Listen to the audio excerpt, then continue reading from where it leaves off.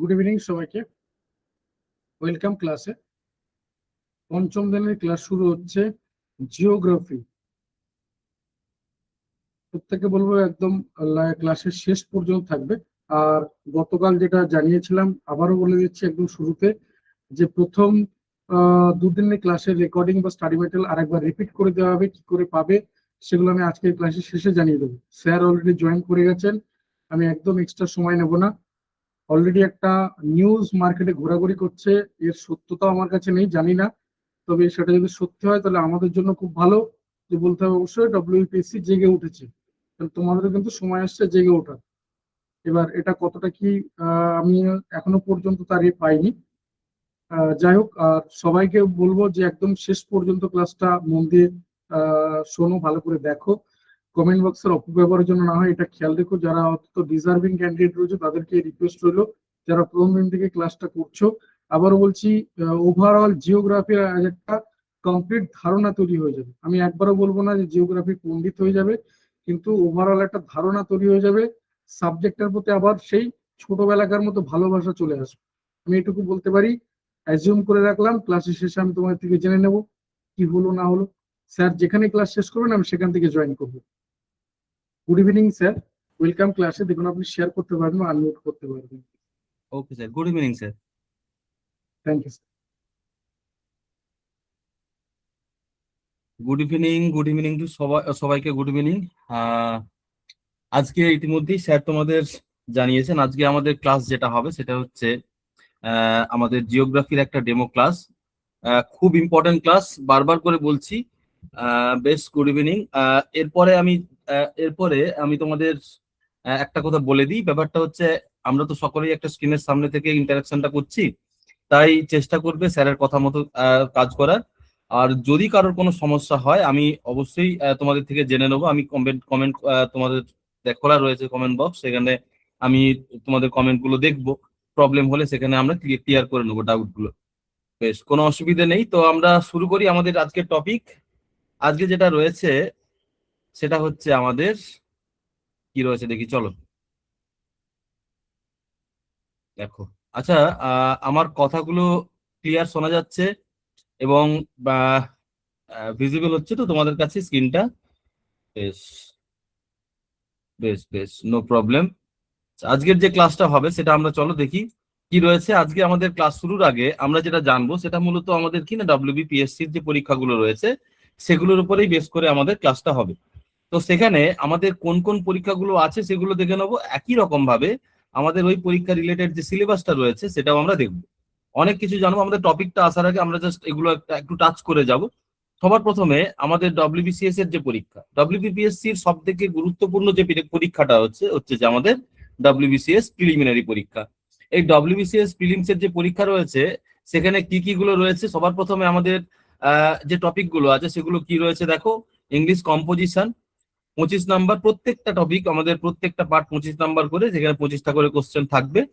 General science রয়েছে 25 number, current affairs, তারপরে হচ্ছে যে ন্যাশনাল এবং ইন্টারন্যাশনাল ইম্পর্টেন্সের উপরে 25 নাম্বার থাকছে। হিস্ট্রি অফ ইন্ডিয়া, এটা মূলত অ্যানসিয়েন্ট অ্যান্ড মিডিয়েভাল পার্ট যেটা আছে সেইটুকু অংশতে আমাদের 25 নাম্বার থাকে। Geography of India special reference to West Bengal, মানে জিওগ্রাফি অফ ইন্ডিয়া ভারতের ভূগোল এবং সাথে পশ্চিমবঙ্গের ভূগোল, সবগুলো মিলিয়ে আমাদের 25 নাম্বার থাকছে। ইন্ডিয়ান পলিটি অ্যান্ড ইকোনমি, অর্থাৎ ভারতের তোমার হচ্ছে যে অর্থনীতি এবং ভারতের তোমার হচ্ছে যে সংবিধান নিয়ে আমাদের সেখানে 25 নাম্বার থাকবে। ন্যাশনাল মুভমেন্ট যেটা আইএনএম এর পার্ট, এটাও হিস্ট্রির মডার্ন পার্ট। এই মডার্ন পার্ট থেকে আমাদের থাকছে 25 নাম্বার এবং সবশেষে থাকছে আমাদের জেনারেল মেন্টাল এবিলিটি, এটা থাকছে। দেন প্রিলিমিনারি আমাদের 200 নাম্বারের পরীক্ষা। দেখো 8টা টপিক, এখানে 25 নাম্বার করে 200 নাম্বারের পরীক্ষা। প্রিলিমিনারি পরীক্ষার পরে আমরা কোয়ালিফাই করার পরে দেন আমাদের ফেস করতে হবে কি, আমাদের হচ্ছে মেন্স পরীক্ষা। মেন্সের যে টপিক রয়েছে দেখো 4টে গ্রুপ রয়েছে এখানে, group A, group B, group C এবং গ্রুপ ডি। এখান পর্যন্ত এখান পর্যন্ত আমি দেখো প্রত্যেকটা গ্রুপের জন্য কিন্তু সমান নাম্বার বরাদ্দ রয়েছে। তাহলে এখানে প্রত্যেকটা টপিক এখানে কি কি রয়েছে, বেঙ্গলি রয়েছে। এখানে দেখো বেঙ্গলি 200 নাম্বার করে প্রত্যেকটা গ্রুপের জন্য একইভাবে বরাদ্দ রয়েছে, ডেসক্রিপটিভ পার্ট। তারপরে রয়েছে আমাদের ইংরেজি, সেখানেও 200 নাম্বার করে প্রত্যেকটা গ্রুপের জন্য সমান। তারপরে রয়েছে যেটা, সেটা হচ্ছে জেনারেল স্টাডিজ 1, যেখানে হিস্ট্রি এবং জিওগ্রাফি পার্ট থাকছে 100 করে 200 নাম্বার, প্রত্যেকটা গ্রুপের জন্য সমানভাবে বরাদ্দ রয়েছে। পরেরটা রয়েছে যেটা, সেটা হচ্ছে জিএস পার্ট 2। এখানে আমাদের তোমার হচ্ছে যে সায়েন্সের টপিকটা থাকছে, কারেন্ট অ্যাফেয়ার্স, তারপর হচ্ছে স্ট্র্যাটেজিকের পোর্শন, এই সব মিলিয়ে আমাদের রয়েছে 200 নাম্বারের, প্রত্যেকটা গ্রুপের জন্য সেম ভাবে বরাদ্দ রয়েছে। একই রকম ভাবে পলিটি এবং ইকোনমিক যে পার্টটা রয়েছে 100 করে 200 নাম্বার, প্রত্যেকটা গ্রুপের জন্য সেম। এবং সবশেষে আমাদের যে সিক্স পার্টটা রয়েছে, সেখানে কি রয়েছে দেখো, এখানে অ্যারিথমেটিক এবং রিজনিং, এখানে দেখো 200 নাম্বার করে, প্রত্যেকটা গ্রুপের জন্য সেম। তাহলে এই যে টপিকটা আছে, এই টপিকগুলো কিন্তু আমাদের কমপ্লিট তোমার হচ্ছে যে ধারণা রাখতে হবে, যেটা যে গ্রুপের জন্য তুমি পরীক্ষা দাও না কেন। দেন আমাদের অপশনাল সাবজেক্ট রয়েছে গ্রুপ এ এবং গ্রুপ বি এর জন্য, দুটো পেপার 200 করে 400 নাম্বার। এবং সবশেষে পার্সোনালিটি টেস্ট, সেটা প্রত্যেকটা গ্রুপের জন্য আলাদা আলাদা ভাবে রয়েছে, 200 number group A, group B 200 number, group C 150 and group D 100। যাই হোক, আমাদের এই টপিকের উপরেই আমাদের মূলত সিলেবাসটা থাকছে। আর নাম্বারের যে ডিভিশনটা, সেটা আমি তোমাদের বললাম হয়েছে। নাও এছাড়াও এরপরেই গুরুত্বপূর্ণ যেটা পরীক্ষাটা রয়েছে, সেটা হচ্ছে পিএসসি মিসলেনিয়াস। তোমরা জানো, স্যারও তোমাদের বলেছেন যে এরকম একটা গতকালই আমাদের এরকম একটা নোটিফিকেশন বেরিয়েছে, সেখানে একটা টেন্টেটিভ ডেট ঘোষণা করেছে, সেটা স্যার তোমাদের জন্য অবগত করিয়েছেন। তো সেটাতে আমি আর আসছি না। পিএসসি মিসলেনিয়াস এর পরীক্ষা একইভাবে আমাদের কিছুদিনের মধ্যেই সংগঠিত হতে চাচ্ছে। পিএসসি মিসলেনিয়াস এর যে পরীক্ষাটা রয়েছে, সেখানেও আমাদের পিএসসি মিসলেনিয়াস এর পরীক্ষাতে প্রিলিমস এর পরীক্ষা রয়েছে, যেখানে জিকে পার্টটা যেটা সেটা রয়েছে এবং অ্যারিথমেটিক রয়েছে। জিকে পার্ট যেটা 75টা কোশ্চেন রয়েছে এবং প্রত্যেকটার জন্য 2 নাম্বার করে বরাদ্দ থাকছে 150। And now that arithmetic part, যেটা আমরা বাংলাতে পাটিগণিত বলি, সেটা হচ্ছে কি 25টা কোশ্চেন থাকছে 2 নাম্বার করে 50। এখানেও 200। টাইমটা রয়েছে দেখো 1 আওয়ার 30 মিনিটস। একই রকম ভাবে মিসলেনিয়াস এর মেন্স এর এক্সাম রয়েছে ইংরেজি এবং আমাদের সকলের জন্য বাংলা, এবং যে যার মতো করে তোমার হচ্ছে যে ল্যাঙ্গুয়েজ চুজ করতে পারে। আর আরেকটা যেটা রয়েছে, সেটা হচ্ছে জিএস পেপার এবং তার সাথে অ্যারিথমেটিক। এখানে দেখো 150 নাম্বার করে রয়েছে, প্রত্যেকটার জন্য সময়ের বরাদ্দটা এভাবে হয়েছে। নাও পরেরটা যেটা আছে, সেটা হচ্ছে পিএসসি ক্লার্কশিপের পরীক্ষা। সেটাও আমাদের কিছুদিন আগেই আমাদের গতকালই একটা টেন্টেটিভ ডেট ঘোষণা করা হয়েছে পিএসসি তরফ থেকে। তো সেই অনুযায়ী আমাদের যদি পরীক্ষা দিতে হয়, তাহলে আমাদের সিলেবাসটা জানতে হবে। সেখানে কি রয়েছে, পার্ট 1 এক্সাম রয়েছে, যেখানে ইংলিশ ল্যাঙ্গুয়েজ, অ্যারিথমেটিক এবং জেনারেল স্টাডিজ। এখানে দেখো ইংলিশ ল্যাঙ্গুয়েজ 30, অ্যারিথমেটিক 30 এবং জেনারেল স্টাডিজ বা জিএস পেপার যেটা, সেটা হচ্ছে 40। সব মিলিয়ে তাহলে 100 নাম্বার অফ কোশ্চেন, 100 অ্যান্ড প্রত্যেকটা কোশ্চেনের জন্য বরাদ্দ নাম্বার 1, তাই 100 এর পরীক্ষা। এখানে আমাদের 90 মিনিটের পরীক্ষা, অর্থাৎ 1.5 ঘন্টার পরীক্ষা। দেন রয়েছে আমাদের পার্ট 2 এর এক্সাম। ক্লার্কশিপের পার্ট 2 যেটা রয়েছে, সেখানে কি রয়েছে দেখো, গ্রুপ এ যেখানে ইংলিশ 50 নাম্বার ডেসক্রিপটিভ, এবং গ্রুপ বি যেখানে আমাদের বাংলা 50 নাম্বার ডেসক্রিপটিভ। সেখানে 1 ঘন্টা বরাদ্দ রয়েছে। কিছুদিন আগেই আমাদের তোমার হচ্ছে যে এটা পরীক্ষাটা হয়েছে, তোমার হচ্ছে যে ক্লার্কশিপের পরীক্ষা কিছুদিন আগেই। সেখানে আমরা কম বেশি পরীক্ষা দিয়েছি বা অনেকে দাওনি, সেটা ব্যাপার নয়, আমরা জানার জন্য শেখার জন্য এসেছি। তো তাই এখানে আমাদের সিলেবাসটা আমাদের জেনে নিতে হবে। চলো, টোটাল কত না 100 মার্কসের পরীক্ষা। দেন গুরুত্বপূর্ণ পরীক্ষা বলতে পিএসসি ফুড, যদিও এটার এখন অস্তিত্ব নেই বললেই চলে, যদি পরের দিকে আসে তো সেই অনুযায়ী আমাদের জানতে হবে, যেখানে জেনারেল স্টাডিজ 50, অ্যারিথমেটিক 50 এবং টোটাল হচ্ছে যে 100 মার্কসের পরীক্ষা। তারপরে রয়েছে এমভিআই এর পরীক্ষা, motor vehicle inspector, PSC conduct করবে।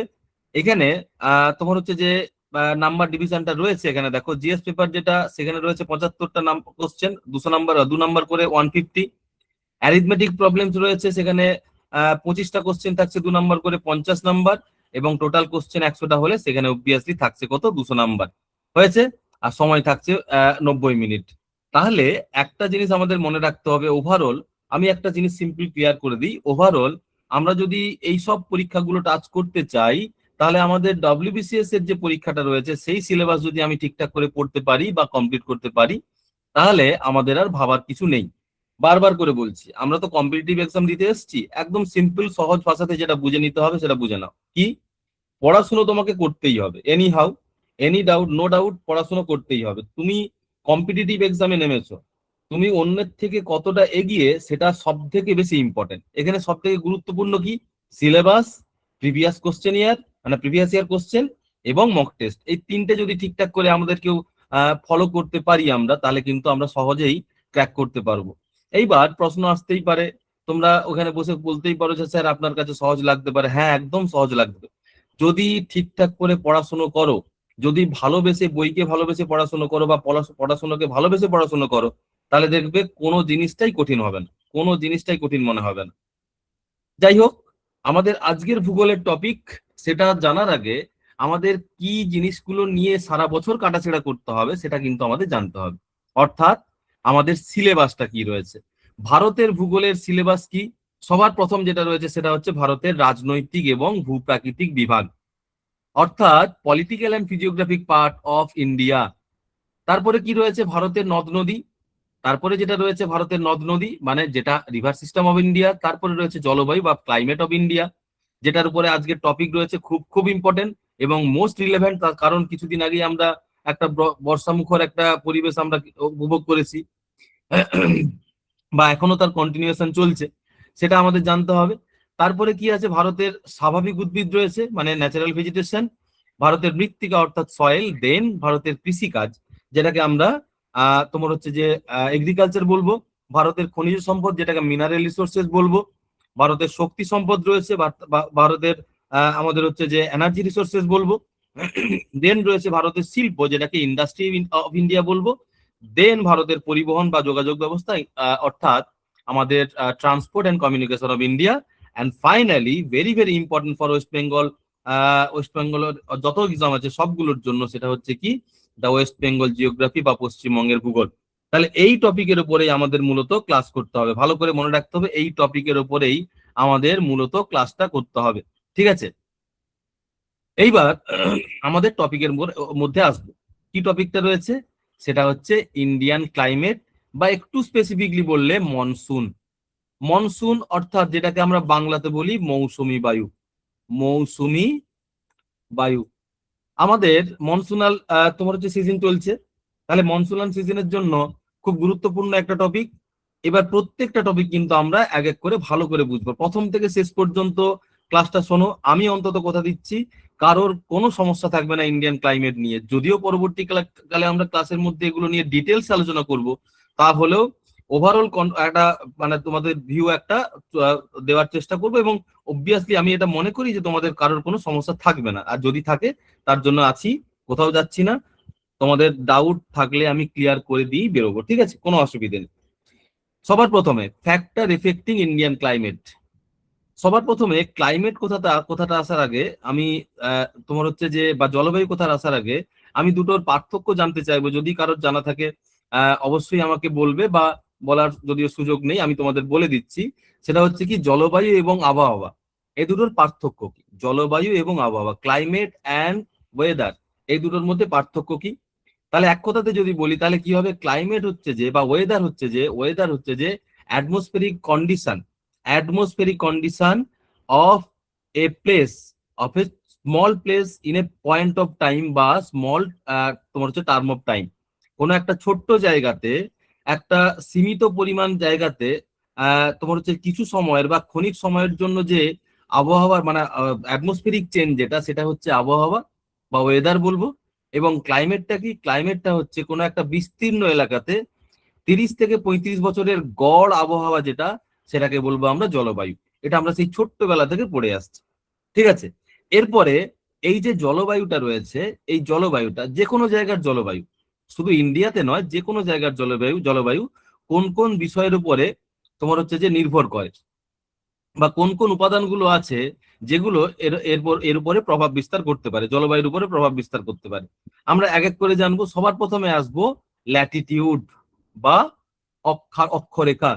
সবার প্রথমে যেটা আসবো সেটা হচ্ছে অক্ষরেখা বা ল্যাটিটিউড। আমি যদিও ভারতের ক্ষেত্রে আলাদা করে বলবো, তাহলেও আমি ওভারঅল একটা কনসিডার মানে তোমার হচ্ছে যে একটা ভিউ দেওয়ার চেষ্টা করছি।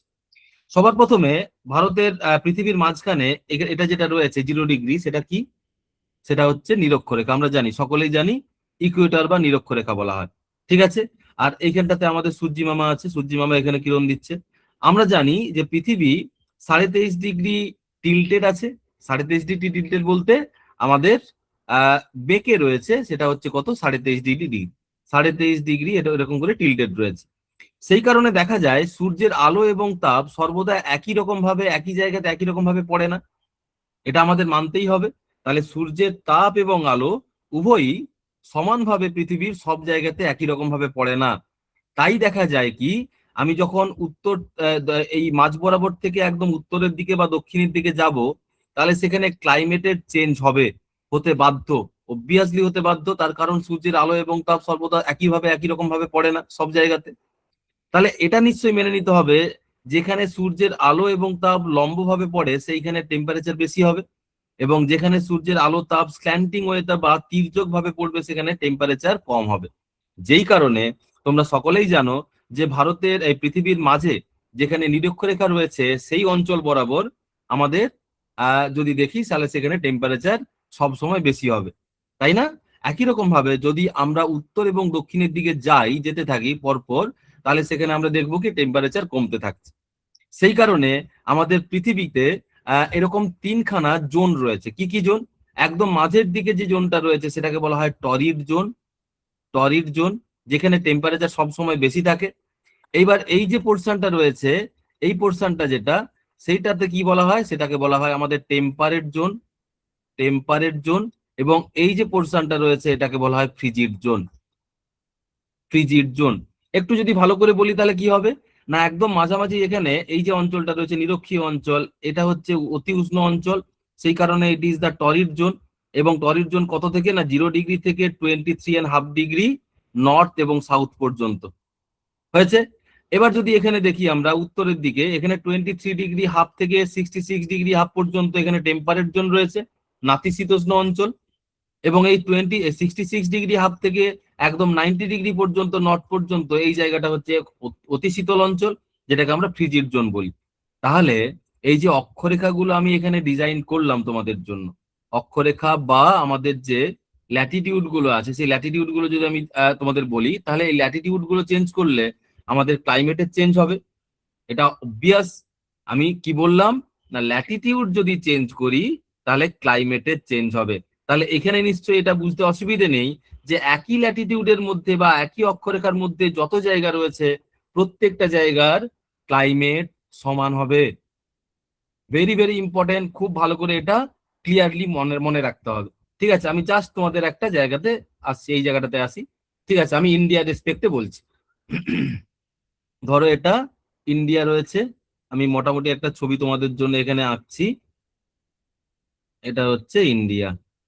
আমরা জানি ইন্ডিয়ার মাঝ বরাবর এই বরাবর আমাদের 23.5 ডিগ্রি নর্থ ল্যাটিটিউড বা আমাদের কর্কট ক্রান্তি রেখা গেছে, তাই তো?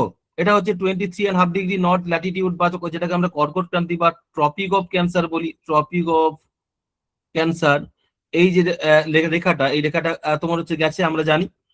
এবার এই রেখাটা যে গেছে, এই রেখার নিচের দিকের যে অঞ্চলগুলো আছে, এখানে যদি 0 ডিগ্রি হয়, এই 0 ডিগ্রি থেকে 23.5 ডিগ্রি পর্যন্ত এই যে জায়গাটা আছে, এই জায়গাটা আমরা কি না টরিড জোনের মধ্যে ফেলবো। টরিড জোনের মধ্যে, অর্থাৎ এখানে টেম্পারেচার বেশি হবে। অর্থাৎ একটু ভালো করে বললে কি হবে না, এখানে সূর্যের আলো এবং তাপ উভয়ই কোনো না কোনো সময়, বছরের কোনো না কোনো সময়ে লম্বভাবে কিরণ দেবে। একই রকম ভাবে এই যে অঞ্চলটা রয়েছে, এই অঞ্চলটাতে সূর্য কোনোদিনই লম্বভাবে কিরণ দেবে না। তাই উত্তরের দিকের অঞ্চল যেটা, এটাকে আমরা টেম্পারেট জোনের মধ্যে ফেলবো।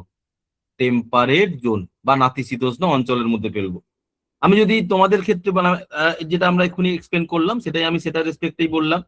আমি যদি ভারতের রেসপেক্টে বলি, তাহলে দেখা যায় ভারত তো এখানে রয়েছে, এখানে আমরা দুটো ক্লাইমেটিক জোনে আমি ভারতকে ভাগ করতে পারি। কি কি? যেহেতু ট্রপিক অফ ক্যান্সার ভারতের মাঝখান দিয়ে গেছে, তাহলে মাঝখান দিয়ে যাওয়ার কারণে এই যে অঞ্চলটা রয়েছে এটা হচ্ছে সাব ট্রপিক্যাল এরিয়ার মধ্যে পড়ে। সাব ট্রপিক্যাল এরিয়া, উপক্রান্তীয় অঞ্চল। আর নিচের দিকের এই যে পোর্শনটা রয়েছে এটা হচ্ছে ট্রপিক্যাল এরিয়ার মধ্যে পড়ে বা ক্রান্তীয় অঞ্চলের মধ্যে পড়ে। তাহলে আমাদের এই যে ল্যাটিটিউডটা রয়েছে এখানে, ট্রপিক অফ ক্যান্সার বা আমাদের কর্কট ক্রান্তি রেখা, এই কর্কট ক্রান্তি রেখা ভারতকে দুটো ভাগে ভাগ করে। যেটা উপরের দিকের পোর্শন সেটাকে আমরা সাবট্রপিক্যাল রিজিয়ন বলবো, যেটা নাতিশীতোষ্ণ অঞ্চলের মধ্যে ফেলবো। আর এই নিচের দিকের পোর্শন যেটা ট্রপিক্যাল রিজিয়নের মধ্যে বলছি, সেটাকে আমরা টরিড জোনের মধ্যে ফেলবো। এ নিয়ে কোনো সমস্যা নেই। এভাবে যদি কোশ্চেন একটা দিই তোমাকে, আমি যদি বলি যে যদি বলে যে which of the following place তোমার হচ্ছে যার মানে does not get direct sunlight throughout the year. ঠিক আছে, এখানে চারটে জায়গার নাম বলছি আমি, ধরো ঠিক আছে, A B C and D.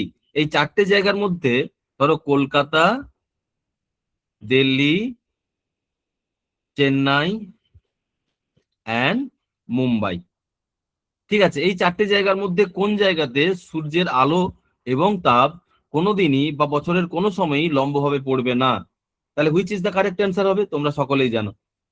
Very good, Delhi is the correct answer. সবাই অ্যান্সার দিয়েছে, হ্যাঁ একদম একদম। Mumbai is not correct answer, যদি বলেছে Mumbai, Mumbai is not correct answer. হ্যাঁ, Delhi is correct answer. It is correct answer because Delhi কোথায় আছে? এই জায়গাটাতে আছে। তাহলে এই জায়গাটা আছে মানে এটা বুঝতে হবে কোথায়? টেম্পারেট জোন বা নাতিশীতোষ্ণ অঞ্চলের মধ্যে পড়েছে। তাহলে এখানে কোনোদিনই আমাদের সূর্য লম্বভাবে কিরণ দেবে না। তাহলে Latitude is one of the important factor of climate in a place. ঠিক আছে, কোনো একটা জায়গাতে ল্যাটিটিউড হচ্ছে খুব গুরুত্বপূর্ণ একটা factor. Is it clear or not? Clear তো? ইস, নো প্রবলেম, ভেরি গুড। এরপরে কি রয়েছে? এরপরে যেটা রয়েছে আমাদের এইখানটাতে রয়েছে সেটা কি? আমাদের অল্টিটিউড। অল্টিটিউডটাতে আসি। অল্টিটিউড কথার অর্থ কি? অল্টিটিউড কথার অর্থ হচ্ছে উচ্চতা। আমি যদি উচ্চতা বাড়াই তাহলে সেখানে টেম্পারেচার কি করবে? ফল করবে। সব সময় মনে রাখতে হবে 1 কিমি উচ্চতা যদি আমি ইনক্রিজ করি বা অল্টিটিউড গেন করি তাহলে 6.5 ডিগ্রি সেলসিয়াস টেম্পারেচার ফল করবে। তুমি একটা ডিরেক্ট এক্সপেরিমেন্ট করতে পারো। কিভাবে? তোমরা তো সকলেই দার্জিলিং গেছো। দার্জিলিং এ তোমরা এনজেপি বা নিউ জলপাইগুড়ি স্টেশনে নেমেছো। সেখানে গিয়ে যে টেম্পারেচারটা ফিল করবে, তুমি দার্জিলিং এ ওঠার পরে সেই টেম্পারেচারটা ফিল করবে না, তার থেকে অনেক কম টেম্পারেচার ফিল করবে। তার কারণ কি? তার কারণ এনজেপি থেকে দার্জিলিং এর অল্টিটিউড অনেক অনেক বেশি। ঠিক আছে, এটা আমাদের খুব ভালো করে মনে রাখতে হবে। ঠিক আছে, আমরা অনেকেই এটা এক্সপিরিয়েন্স করি। Very very important. তাহলে এই যে 1 কিলোমিটারের জন্য 6.5 ডিগ্রি সেলসিয়াস টেম্পারেচার, এটা আমরা কি বলবো? ইট is the normal lapse rate. Normal lapse rate. ঠিক আছে, একটা খুব গুরুত্বপূর্ণ বা খুব ইন্টারেস্টিং একটা এক্সাম্পল তোমাদের দিই। ঠিক আছে, ভেরি ভেরি ইম্পর্টেন্ট, দারুণ লাগবে। দেখো, আমি যদি দেখি, ধরো এরকম একটা ল্যাটিটিউড আছে, এইরকম একটা ল্যাটিটিউড আমি বলছি, কোনখান দিয়ে গেছে? এইরকম করে একটা ল্যাটিটিউড। আমি একটু আগে তোমাদের বললাম যে একটা ল্যাটিটিউডের উপরে যত প্লেস থাকছে, একটা ল্যাটিটিউডের উপরে যত প্লেস থাকছে, তাহলে প্রত্যেকটা প্লেসের কি হবে? ক্লাইমেট সেম হবে। আমরা পৃথিবীর ক্ষেত্রেও যা দেখবো, যে কোনো জায়গার ক্ষেত্রেও তাই দেখবো। একটা ল্যাটিটিউডের উপরে যত প্লেস থাকছে তাদের ক্লাইমেট চেঞ্জ হবে। আমি ল্যাটিটিউড চেঞ্জ করলে তার ক্লাইমেট চেঞ্জ হবে, আদারওয়াইজ ল্যাটিটিউড আমাদের ক্লাইমেট হচ্ছে যে সেম থাকছে। তাহলে তুমি বলো, এই যে জায়গাটা রয়েছে এটা রাজস্থানের জায়গা, আর এইখানটাতে যেটা রয়েছে সেটা হচ্ছে সিকিমের জায়গা। কোনোভাবে রাজস্থানের ক্লাইমেট আর সিকিমের ক্লাইমেট কি সেম হবে? Obviously not. তার কারণ কি? রাজস্থান অনেক flat as compare to Sikkim. সিকিমে রয়েছে এখানে আমাদের ভদ্রলোক কে? হিমালয় পর্বতমালা।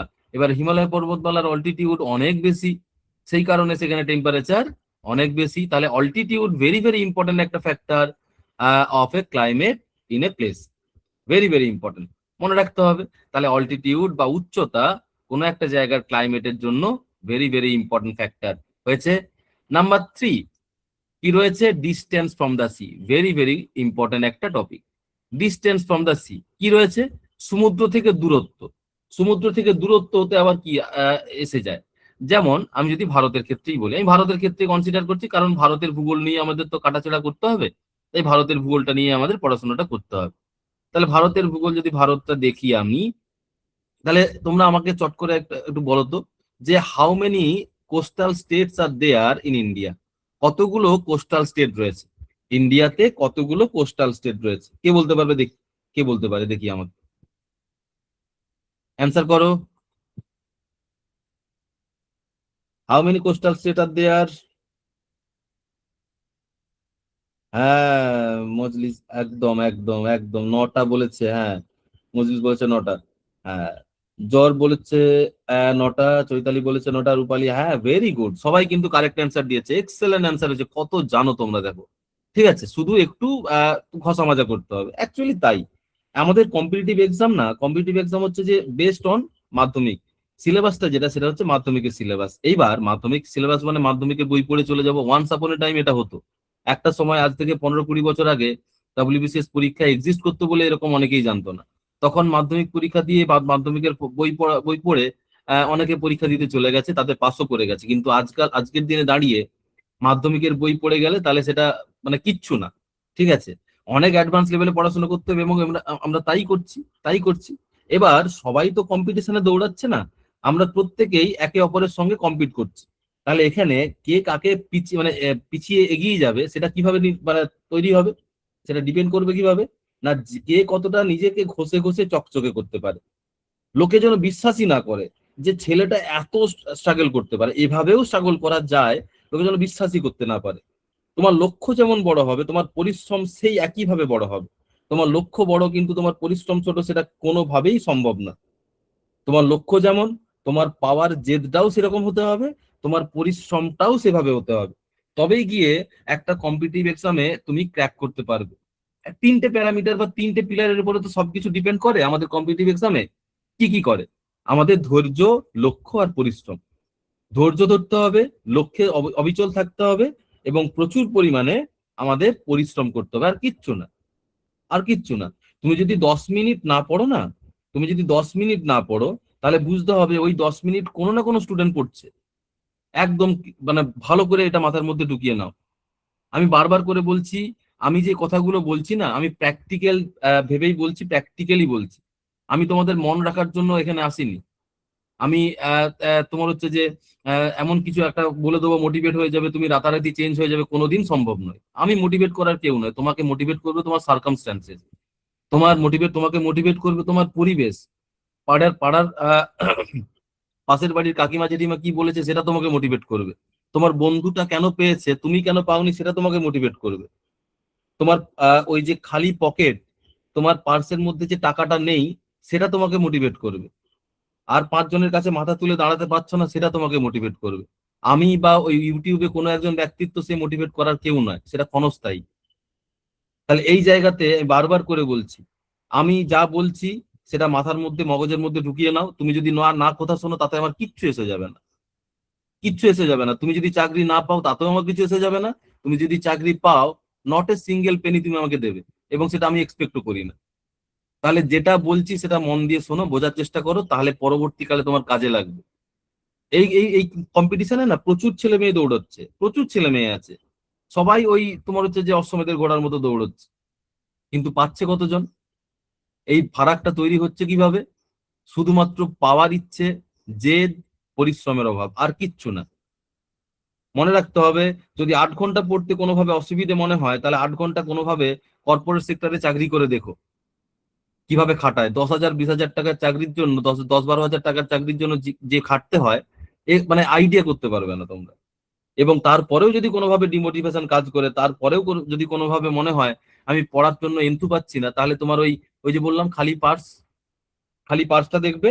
খালি পার্সটা দেখবে অনেক মোটিভেশন পাবে। বাড়িতে বাবা মা তোমার হচ্ছে যে তোমার সাকসেসের জন্য ওত পেতে বসে আছে, সেটা দেখবে, মোটিভেশন পাবে। ঠিক আছে, যাই হোক, প্রত্যেকের জায়গাতে প্রত্যেকের সমস্যার সম্মুখীন হবে, তবে সমস্যাই সবকিছু নয়। ঠিক আছে, সবসময় মনে রাখতে হবে। যাই হোক, যে জায়গাটা ছিলাম সেই জায়গাটাতে আসি, পরে পরে পরে আবার আসছি এই সব জায়গাতে। কি বললাম, কোথায় ছিলাম যেন? আচ্ছা, আহ আমাদের coastal state. How many coastal states? এখানে রয়েছে আমাদের গুজরাট, এখানে রয়েছে মহারাষ্ট্র, নাও এখানে রয়েছে Goa, Karnataka, Kerala, now Tamil Nadu, Andhra Pradesh, Odisha, West Bengal. There are 9 coastal states in India. তাহলে এই কোস্টাল স্টেট বলা হয়েছে কেন? তার কারণ হচ্ছে এখানে অ্যারাবিয়ান সি রয়েছে, এখানে বে অফ বেঙ্গল রয়েছে, আর এখানে রয়েছে আমাদের ইন্ডিয়ান ওসিয়ান। আমরা সকলেই জানি 3 দিকে জলভাগ দ্বারা ঘেরা রয়েছে, তাই এটাকে আমাদের পেনিনসুলার ইন্ডিয়া বলা হয়, পেনিনসুলার কান্ট্রি বলা হয় দেশকে। এবার দেখা যায় যেহেতু সমুদ্র তীরবর্তী অঞ্চল, তাই এখানে একটা জিনিস মনে রাখতে হবে কি না, সেখানে ল্যান্ড ব্রিজ এবং সি ব্রিজ, অর্থাৎ সমুদ্রবায়ু এবং তোমার যে স্থলবায়ু, এই দুটোর এফেক্ট কিন্তু সব সময় থাকবে। যেহেতু সমুদ্রবায়ু স্থলবায়ুর এফেক্ট থাকছে, তাই এই অঞ্চলগুলো যেগুলো সমুদ্র তীরবর্তী অঞ্চল, এই অঞ্চলগুলোতে কি দেখতে পাবো? আমরা মডারেট ক্লাইমেট দেখতে পাবো। মডারেট ক্লাইমেট যেটাকে আমরা বলি কি নাতিশীতোষ্ণ বা চরম নরম ভাবাপন্ন জলবায়ু। এটা হচ্ছে মডারেট ক্লাইমেট। মডারেট ক্লাইমেট বা নরম ভাবাপন্ন, নরম ভাবাপন্ন বা এটাকে সমভাবাপন্ন বলা হয়। ঠিক আছে, একই রকম ভাবে যেহেতু আমি এইখানটাতে চলে গেলাম, দিল্লিতে চলে গেলাম, তাহলে Delhi is far away from the তোমার হচ্ছে যে ওসিয়ানিক রিজিয়ান।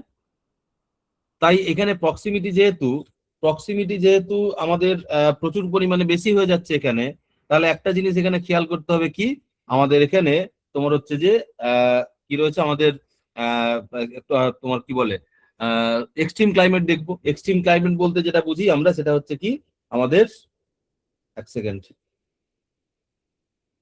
এক্সট্রিম ক্লাইমেট বলতে যেটা কি বুঝি সেটা হচ্ছে আমাদের তোমার হচ্ছে চরম ভাবাপন্ন জলবায়ু। এটা হচ্ছে চরম ভাবাপন্ন জলবায়ু। ঠিক আছে, চরম ভাবাপন্ন জলবায়ু। ঠিক আছে, এটা আমাদের মনে রাখতে হবে, চরম ভাবাপন্ন জলবায়ু। বেশ, তাহলে সমুদ্র থেকে দূরত্ব এটা একটা ফ্যাক্টর হিসেবে কাজ করছে। সমুদ্র তীরবর্তী অঞ্চলে থাকলে সমুদ্রবায়ু ল্যান্ড আর তোমার হচ্ছে যে স্থলবায়ুর জন্য এখানে তোমার হচ্ছে নরম ভাবাপন্ন জলবায়ু হবে। আর সমুদ্র থেকে দূরে থাকলে সেখানে মানে চরম ভাবাপন্ন জলবায়ু বা আমাদের এক্সট্রিম ক্লাইমেট আমরা দেখতে পাবো। ঠিক আছে, নো ডাউট, কোনো অসুবিধে নেই। ঠিক আছে, এরপরে যেটা রয়েছে সেটা কি না, ক্লাইমেটের উপরে আর কোন কোন টপিক রয়েছে যেগুলো ফ্যাক্টর হিসেবে কাজ করছে সেগুলো দেখি। চলো কি রয়েছে এখানে দেখো। তারপরে হচ্ছে রিলিফ। রিলিফ বলতে যেটা বুঝি সেটা হচ্ছে কি উচ্চতা। কোনো একটা জায়গার উচ্চতা সেখানকার একটা গুরুত্বপূর্ণ ফ্যাক্টর হিসেবে কাজ করছে, ক্লাইমেটের একটা ফ্যাক্টর হিসেবে কাজ করছে। ঠিক আছে, সব সময় মনে রাখতে হবে এটা। কিভাবে?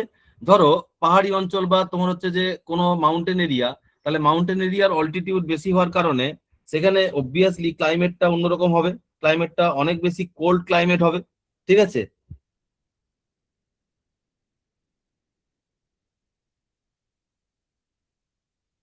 কোল্ড ক্লাইমেট হবে। একই রকম ভাবে আমি যদি প্লেন এরিয়াতে থাকি, প্লেন এরিয়াতে অল্টিটিউড কম হওয়ার কারণে সেখানে আমাদের কিন্তু কি হবে, আমাদের ক্লাইমেটটা অনেকটা এক্সট্রিম হবে। ঠিক আছে, ক্লাইমেটটা এক্সট্রিম মানে ক্লাইমেটটা হচ্ছে যে ঠান্ডা হবে না, মডারেট হবে বা গরম হবে। ঠিক আছে, একই রকম ভাবে কোনো জায়গাতে যদি অল্টিটিউড বেশি হয়, কোনো জায়গাতে যদি অল্টিটিউড বেশি হয়, তাহলে সেইখানে তোমার হচ্ছে যে কি হবে না, আমাদের আহ মনসুন, যে মনসুনাল উইন্ড আসছে, মনসুনাল উইন্ড বলতে জলীয় বাষ্পপূর্ণ বায়ু যেটা আসছে, সেই জলীয় বাষ্পপূর্ণ বায়ু ওপরের দিকে উঠে কনডেন্স হওয়ার জন্য বা ঘনীভূত হওয়ার জন্য এখানে কিন্তু সুযোগ পাচ্ছে। তাহলে ঘনীভূত হলে কি হবে, প্রচুর পরিমাণে এখানে বৃষ্টি হতে পারে। তাহলে বৃষ্টি হওয়ার জন্য যেটা আমাদের লাগবে সেটা হচ্ছে অল্টিটিউড। হয়েছে, এটা আমাদের রিলিফ ফিচার্স হলো।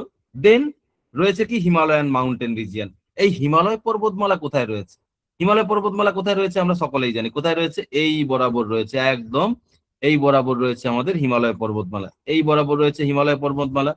এই হিমালয় পর্বতমালা থাকার কারণে কি হয়, আমরা যদি দেখি তাহলে হিমালয় পর্বতমালার উপরে এখানে রাশিয়া সাইবেরিয়া অঞ্চলে একদম প্রচুর পরিমাণে তোমার হচ্ছে যে কি রয়েছে, তোমার হচ্ছে যে ঠান্ডা বাতাসের একটা তোমার হচ্ছে যে প্রভাব রয়েছে, রাশিয়া সাইবেরিয়া নর্দার্ন রিজিয়ন। ঠিক আছে, তাহলে নর্দার্ন পোর্শনে ওই রাশিয়া সাইবেরিয়া থেকে যে ঠান্ডা শীতল বায়ুটা, সেটা সরাসরি প্রতিহত করছে হচ্ছে কার দ্বারা, এই হিমালয় পর্বতমালার অবস্থানের কারণে।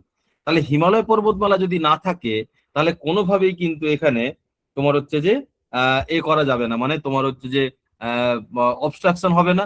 আর তখন ভারতের ইন্টেরিয়ারে প্রচুর পরিমাণে ঠান্ডা পড়ে যাবে। একই রকম ভাবে যে আমাদের সাউথ ওয়েস্ট মনসুনটা যেটা যাচ্ছে, সেই সাউথ ওয়েস্ট মনসুন এখানে গিয়ে ধাক্কা লেগে ওই যে অল্টিটিউড বলেছিলাম, অল্টিটিউডের জন্য এখানে বৃষ্টি ঘটাচ্ছে। তাহলে উত্তরের দিকে বৃষ্টি ঘটানোর কারণ হিমালয় পর্বতমালা। একই রকম ভাবে এখানে আমাদের সরাসরি নিচের দিকে যে রাশিয়া সাইবেরিয়া থেকে যে বাতাসটা আসছে, সেটারও কারণ হচ্ছে কিন্তু আমাদের প্রতিহত করার কারণ হচ্ছে আমাদের হিমালয় পর্বতমালা।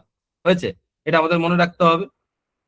এরপরে কি রয়েছে, এরপরে যেটা রয়েছে ফ্যাক্টর, সেটা হচ্ছে distribution of land and sea. Obviously distribution of land and sea, তার কারণ হচ্ছে যে আমি যদি মনসুন উইন্ড দেখি বা মনসুনাল উইন্ড দেখি, তাহলে মনসুনাল উইন্ড দেখতে গেলে কি হবে, একটা জিনিস মনে রাখতে হবে, তোমার হচ্ছে যে এই যে মনসুনাল উইন্ডটা আসছে, তাহলে সেটা কোথা থেকে আসছে, সমুদ্র অঞ্চল থেকে আসছে। তাহলে সমুদ্র অঞ্চল থেকে যখন মনসুনাল উইন্ডটা আসছে তখন প্রচুর পরিমাণে সেখানে ময়েশ্চার অ্যাবজর্ব করতে পারছে। তাহলে সমুদ্র রিজিয়ান যদি না থাকে বা ওসিয়ানিক রিজিয়ান যদি না থাকে তাহলে কোনোভাবেই আমাদের মনসুনাল উইন্ড আসবে না। আমি এই জায়গাটাতে আবার পুনরায় আসবো, ঠিক আছে। এবার আসি আমাদের এই সব জায়গাতে, দেখো জলবায়ু নিয়ন্ত্রণ যেটা হয় সেটা হচ্ছে এখানে দেওয়া আছে। আমি প্রত্যেকটা এখানে আলাদা আলাদা করে বললাম, অক্ষাংশ, উচ্চতা, চাপ, বায়ু প্রবাহ, সমুদ্র থেকে দূরত্ব, এগুলো আমি প্রত্যেকটা তোমাদের বললাম। যেটা বলিনি সেটা হচ্ছে এটা দেখো এখানে যেটা দেওয়া আছে সেটা কি, মহাসাগরীয় স্রোত এবং ভূপ্রাকৃতিক বৈশিষ্ট্য। মহাসাগরীয় স্রোত এবং ভূপ্রাকৃতিক বৈশিষ্ট্যটা কি, খুব খুব ইম্পর্টেন্ট, যেটা আমাদের নতুন করে জানতে হবে। এটা জানার আগে খুব সহজভাবে একটা জিনিস জেনে নেবো। কি জিনিস, চলো দেখি এক এক করে। সবার প্রথমে আসি এই জায়গাটাতে। কোনো একটা জায়গাতে ধরো সূর্যি মামা এখানে কিরণ দিচ্ছে, এখানে টেম্পারেচার অনেক বেশি হবে।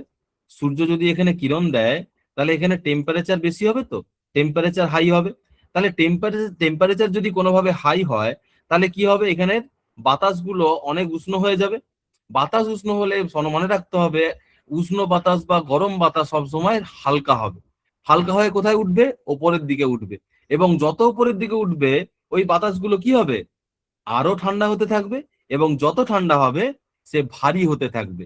তাহলে কি বললাম, উষ্ণ হলে কোনো একটা প্লেস গরম হয়ে গেলে সেখানে বাতাসগুলো গরম হয়ে যাবে, হালকা হয়ে উপরের দিকে উঠে যাবে এবং উপরে উঠতে উঠতে ঠান্ডা হতে থাকবে। এবং ঠান্ডা হতে হতে সে যখন ভারী হয়ে গেল তখন সে হরাইজন্টালি এইভাবে ব্লো করতে থাকবে এবং একই রকম ভাবে কোনো একটা জায়গাতে ডিসেন্ড করবে। একই রকম ভাবে কোনো একটা জায়গাতে ডিসেন্ড করবে বা নিচের দিকে নেমে যাবে। তাহলে এই যে জায়গাটা রয়েছে এই জায়গাটাতে এমনিতেই টেম্পারেচার তাহলে কমে গেল, ঠান্ডা শীতল বায়ুটা নিচের দিকে নেমে গেল, মানে কি এখানে টেম্পারেচার কমে গেল। এবং টেম্পারেচার কমে গেল মানে এখানে বায়ুর প্রেসারটাও যেটা সেটা হচ্ছে বেড়ে গেল। টেম্পারেচার এখানে বেশি হয়ে গেছিল মানে এখানে লো প্রেসার তৈরি হয়ে গেছিল, আর এখানে টেম্পারেচার কম হয়ে গেছিল মানে এখানে হাই প্রেসার তৈরি হয়ে গেছিল। তাহলে হাই প্রেসার থেকে লো প্রেসারের দিকে বাতাস প্রবাহিত হচ্ছে, তাহলে এইখানে একটা সাইকেল তৈরি হয়েছে না। This is called Walker cycle. এই ওয়াকার সাইকেলের কনসেপ্টটা হচ্ছে আমরা এরপরে অ্যাপ্লাই করব। আমি আবার বলছি, এই জায়গাটা খুব ভালো করে বুঝে নাও। যে জায়গাটা গরম হবে সেই জায়গাটা থেকে বাতাস হালকা হয়ে উপরের দিকে উঠে যাবে। হালকা বাতাস যদি উপরের দিকে উঠে যায় তাহলে এখানে বায়ুর প্রেসারটা কমে যাবে, অর্থাৎ লো প্রেসার ক্রিয়েট হবে। একই রকম ভাবে বাতাস যখন ভারী হয়ে যাবে কোনো একটা জায়গাতে নিচের দিকে নেমে ডিসেন্ড হয়ে যাবে। ডিসেন্ড হয়ে গেলে এখানে হাই প্রেসার তৈরি হবে, হাই প্রেসার থেকে লো প্রেসারের দিকে বাতাস প্রবাহিত হবে। এটা হচ্ছে সিম্পল কনসেপ্ট। এবার আসি আরেকটা কনসেপ্টে, সেটা কি, পৃথিবী এইখানে এরকম আছে, এইখানটাতে আমাদের নিরক্ষরেখা আছে, এটা নিরক্ষরেখা, ঠিক আছে। আর এই নিরক্ষরেখার এইখানটাতে আমাদের তোমার হচ্ছে যে পেরু রিজিয়ান রয়েছে, আর এখানে আছে তোমার অস্ট্রেলিয়া রিজিয়ান। আর এই মাঝখানটাতে রয়েছে আমাদের প্যাসিফিক ওসিয়ান, যেটাকে আমরা বলবো কি, প্রশান্ত মহাসাগর। এইবার এই যে জায়গাটা, এই টুকরো জায়গাটা আমি এখানটাতে আঁকছি সবার প্রথমে এইখানটাতে।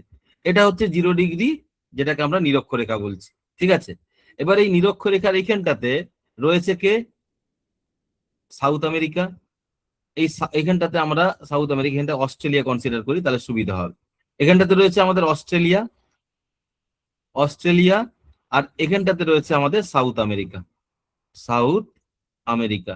যদি স্পেসিফিকলি বলি তাহলে এখানে আমাদের অস্ট্রেলিয়া রিজিয়ান, এখানে সাউথ আমেরিকার পেরু রিজিয়ান, এই জায়গাটা হচ্ছে পেরু রিজিয়ান, এটা হচ্ছে পেরু রিজিয়ান হয়েছে। এবার কি দেখা যায় না, আমাদের এই যে তোমার হচ্ছে ট্রপিক অফ তোমার হচ্ছে ইকুয়েটরটা হচ্ছে ইকুয়েটর বা নিরক্ষরেখাটা রয়েছে, এই নিরক্ষরেখার এখানে সারা বছর ধরে সমানভাবে নিয়মিতভাবে একটা বাতাস প্রবাহিত হয়, যেটাকে আমরা পূর্বায়ু বা ট্রেড উইন্ড বলি। এই পূর্বায়ু বা ট্রেড উইন্ডের কনসেপ্টটা আমি জাস্ট আসছি। এইখানে আমাদের নিরক্ষরেখা রয়েছে বা নিরক্ষীয় নিম্নচাপ বলয় রয়েছে, যার কারণে আমরা এর আগেই পড়েছিলাম এখানে সূর্য আছে, সূর্যের আলো এবং তাপ দুটোই এখানে বেশিভাবে পড়ছে। তাহলে এখানে নিম্নচাপ তৈরি হবে, এটা হচ্ছে লো প্রেসার বেল্ট, এখানে হচ্ছে লো প্রেসার বেল্ট। আর এই নিচের দিকে এখানে রয়েছে আমাদের সাবট্রপিক্যাল হাই প্রেসার বেল্ট। তার কারণ কি, এখানে টেম্পারেচার কম, এটা হচ্ছে হাই প্রেসার বেল্ট। এই হাই প্রেসার থেকে লো প্রেসারের দিকে বাতাস এইভাবে প্রবাহিত হয়, যে বাতাসটা আমি এখানে রিপ্রেজেন্ট করেছি তোমাদের। তাহলে কি বললাম, এই যে বাতাসটা এটাকে বলা হয় ইস্টার্লিস, যেটাকে আমরা বাংলাতে বলি পূর্বায়ু। এইবার তোমাদের মধ্যে একটা কোশ্চেন আসতেই পারে যে স্যার এই পূর্বায়ু হঠাৎ করে এইভাবে বাম দিকে বেঁকে যাচ্ছে কেন? এই বাম দিকে বেঁকে যাওয়ার কারণ হচ্ছে কি? তার কারণ হচ্ছে যে আমাদের ফেরেলের সূত্র আমরা ছোটবেলা থেকে পড়েছিলাম। ফেরেলের সূত্র কি ছিল? যে আমাদের উত্তর গোলার্ধে ডান দিকে বেঁকে এবং দক্ষিণ গোলার্ধে বাতাস সবসময় বাম দিকে বেঁকে যাবে। তার কারণ করিওলিস ফোর্স, আবর্তন গতির জন্য এই প্রয়োগটা, মানে এইভাবে বাতাসটা প্রবাহিত হয়। এইবার আসি আমাদের এইখানটাতে, কি আসি আমাদের এখানে যে পূর্বায়ু বা ইস্টার্লিস যেটা, সেটা হচ্ছে এইভাবে প্রবাহিত হচ্ছে। তো যখন প্রবাহিত হচ্ছে তখন প্রচুর পরিমাণে গরম জল, এই জায়গাটা তো প্রচুর পরিমাণে গরম জল অ্যাকোমোডেট হয়। তার কারণ কি? Pacific ocean. এই প্যাসিফিক ওসিয়ানের যে গরম জলটা, এই গরম জলটা কোনখানে শিফট হবে? এই অস্ট্রেলিয়া রিজিয়ানে শিফট হতে থাকবে। প্যাসিফিক ওসিয়ানের গরম জল এই অস্ট্রেলিয়া রিজিয়ানে শিফট হতে থাকবে। ঠিক আছে, তাহলে এখানে যদি টেম্পারেচারটা বেশি হয়ে যায়, আমরা একটু আগেই পড়েছিলাম টেম্পারেচার বেশি হলে কি হবে? বলো, টেম্পারেচার বেশি হলে প্রেসারটা হয়ে যাবে লো। প্রেসারটা হয়ে যাবে লো। একই রকম ভাবে সাউথ আমেরিকার এই জায়গাটাতে আমাদের টেম্পারেচারটা কম হয়ে যাবে। তার কারণ কি?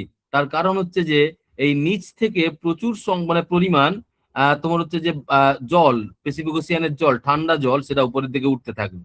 যেই কারণে এখানে তৈরি হয়ে যাবে টেম্পারেচার কম, অর্থাৎ হাই প্রেসার। এবার দেখো, অস্ট্রেলিয়া রিজিয়নে যে লো প্রেসারটা তৈরি হলো, এই লো প্রেসার রিজিয়ন থেকে বাতাস কি হবে? উপরের দিকে উঠবে। আমরা একটু আগে জেনেছিলাম যেখানেই টেম্পারেচার বেশি সেখানেই টেম্পারেচার হচ্ছে যে বেশি হয়ে যাওয়ার কারণে বাতাসটা গরম হয়ে যাবে, হালকা হয়ে উপরের দিকে উঠবে এবং সে একই রকম ভাবে হরাইজন্টালি ব্লো করে এইখানে ডিসেন্ড করবে। আর এই ডিসেন্ড করার পরে এখানে হাই প্রেসার তৈরি হয়ে গেলে এইভাবে প্রবাহিত হবে। তাহলে এই যে সাইকেলটা কনসিডার করা হয়েছিল একটু আগে, আমরা ওয়াকার সাইকেল বলেছিলাম, এইটা কিন্তু এখানটাতে প্রয়োগ করতে পারি আমরা। এই যে ইভেন্টটা, এই ইভেন্টটা সারা বছর হয়। এই ইভেন্টটা অলওয়েজ হবে, অর্থাৎ থ্রু আউট দ্য ইয়ার বা সারা বছর ধরে এই ঘটনাটা ঘটবে। তার কারণ এই যে বাতাসটা, এই বাতাসটাকে আমরা কি বলি? নিয়ত বায়ু। নিয়ত বায়ু মানে যেটা নিয়মিতভাবে প্রবাহিত হয়। এই নিয়মিতভাবে প্রবাহিত হয় যে বাতাসটা, সেটা হচ্ছে ইস্টার্লিস বা পূর্বায়ু। তাহলে এইভাবে অস্ট্রেলিয়া রিজিয়নে প্রচুর পরিমাণে বৃষ্টি হয়। এই বাতাস উপরের দিকে উঠে গেলে এখানে কনডেন্স হয়ে গেলে বৃষ্টি বৃষ্টি হবে। আর এখানে পেরু রিজিয়নে এখানে খরা তৈরি হবে। এটা সারা বছর হয়। এইবার আসবো আমাদের লা নিনা। লা নিনা যেটা আছে সেটা সকলের কাছে বা অনেকের কাছে এটা একটা নতুন কনসেপ্ট বলে মনে হবে এটা স্বাভাবিক, অস্বাভাবিক নয়। আমি বারবার করে বলছি, এটা যেটা আছে সেটা একটা ওভারঅল ভিউ দিয়ে দেওয়া হচ্ছে। প্রবলেম তোমাদের পুরোপুরি ভাবে ক্লিয়ার করে দেওয়া হবে ক্লাসের মধ্যে। তোমরা যখন অ্যাটেন্ড থাকবে সেখানে গিয়ে কারোর কোনো সমস্যা থাকবে না। বারবার করে বলছি, তাহলেও এখানে যেটা বলা হবে, যা বলা হবে, সেটা মোর দেন এনাফ, তোমরা বুঝতে পারবে সকলে। এবার আসি লা নিনা। লা নিনাতে কি হয় আমি একটু ভালো করে এই জায়গাটাতে আঁকছি। এটা হচ্ছে লা নিনা। লা নিনাতে কি হবে আমরা এই কনসেপ্টটাতে আসছি। এবার দেখা যায় এখানটাতে আমাদের 0 ডিগ্রি ইকুয়েটর, এটা আমরা জানি। এইবার এইখানটাতে আছে আমাদের অস্ট্রেলিয়া রিজিয়ন, এটা হচ্ছে অস্ট্রেলিয়া। এখানে রয়েছে আমাদের পেরু রিজিয়ন। একই রকম ভাবে এইভাবে বাতাসটা অনবরত প্রবাহিত হচ্ছে, এইভাবে প্রবাহিত হচ্ছে বাতাসটা, এইভাবে প্রবাহিত হচ্ছে। ঠিক আছে, এবার এরকম করে যখন প্রবাহিত হয় তখন কি হবে? না, যখন প্রবাহিত হচ্ছে তখন কি হবে? না, এক্সট্রিম পরিমাণে যখন প্রবাহিত হয়। আমরা একটু আগে তো জানলাম যে সারা বছর ধরে একই রকম ভাবে প্রবাহিত হয়। এবার হঠাৎ করে দেখা গেল এই যে লো প্রেসারটা, সেটা হচ্ছে ইন্টেন্স হয়ে গেল। ইন্টেন্স লো প্রেসার, প্রচুর পরিমাণে এখানে টেম্পারেচার বেড়ে গেল। আর টেম্পারেচার বেড়ে যাওয়া মানে এখানে ইন্টেন্স লো প্রেসার হয়ে গেল। একই রকম ভাবে এই যে নিচের দিকের অঞ্চলটা রয়েছে, এখানে ইন্টেন্স হাই প্রেসার হয়ে গেল। ইন্টেন্স হয়ে গেল মানে প্রচুর পরিমাণে, প্রবল হাই প্রেসার। তাহলে চাপের পার্থক্য হয়ে যাওয়া মানে এটা বুঝতে হবে যে প্রচুর পরিমাণে বাতাস এইভাবে প্রবাহিত হবে, মানে পূর্ব দিক থেকে প্রবাহিত হবে।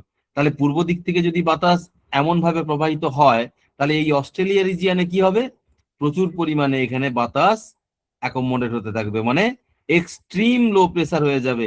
এক্সট্রিম লো প্রেসার হয়ে যাবে কোথায়? অস্ট্রেলিয়া রিজিয়নে। হয়েছে? এরকম করে উপরের দিকে বাতাস উঠতে থাকবে, উঠতে থাকবে।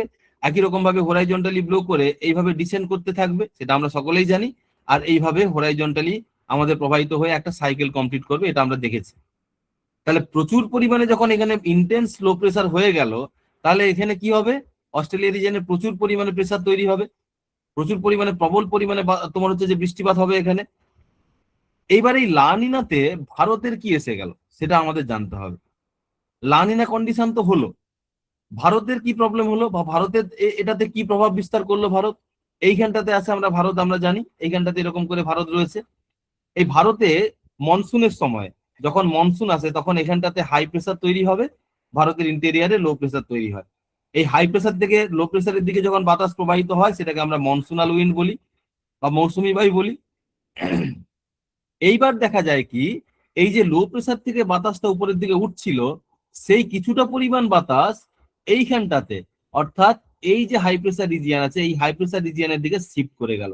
তাহলে তুমি বলো তো, এইখানে যখন হাই প্রেসার রিজিয়ান এমনি থেকেই উচ্চচাপ ছিল, আবার পুনরায় এখানে তোমার হাই প্রেসার থেকে এই লো প্রেসার থেকে যখন বাতাস এখানে চলে এলো, এই হাই প্রেসারটা অনেক বেশি ইন্টেন্স হয়ে গেল, প্রবল হাই প্রেসার তৈরি হলো, আর ভারতের ইন্টেরিয়ারে তখন লো প্রেসার।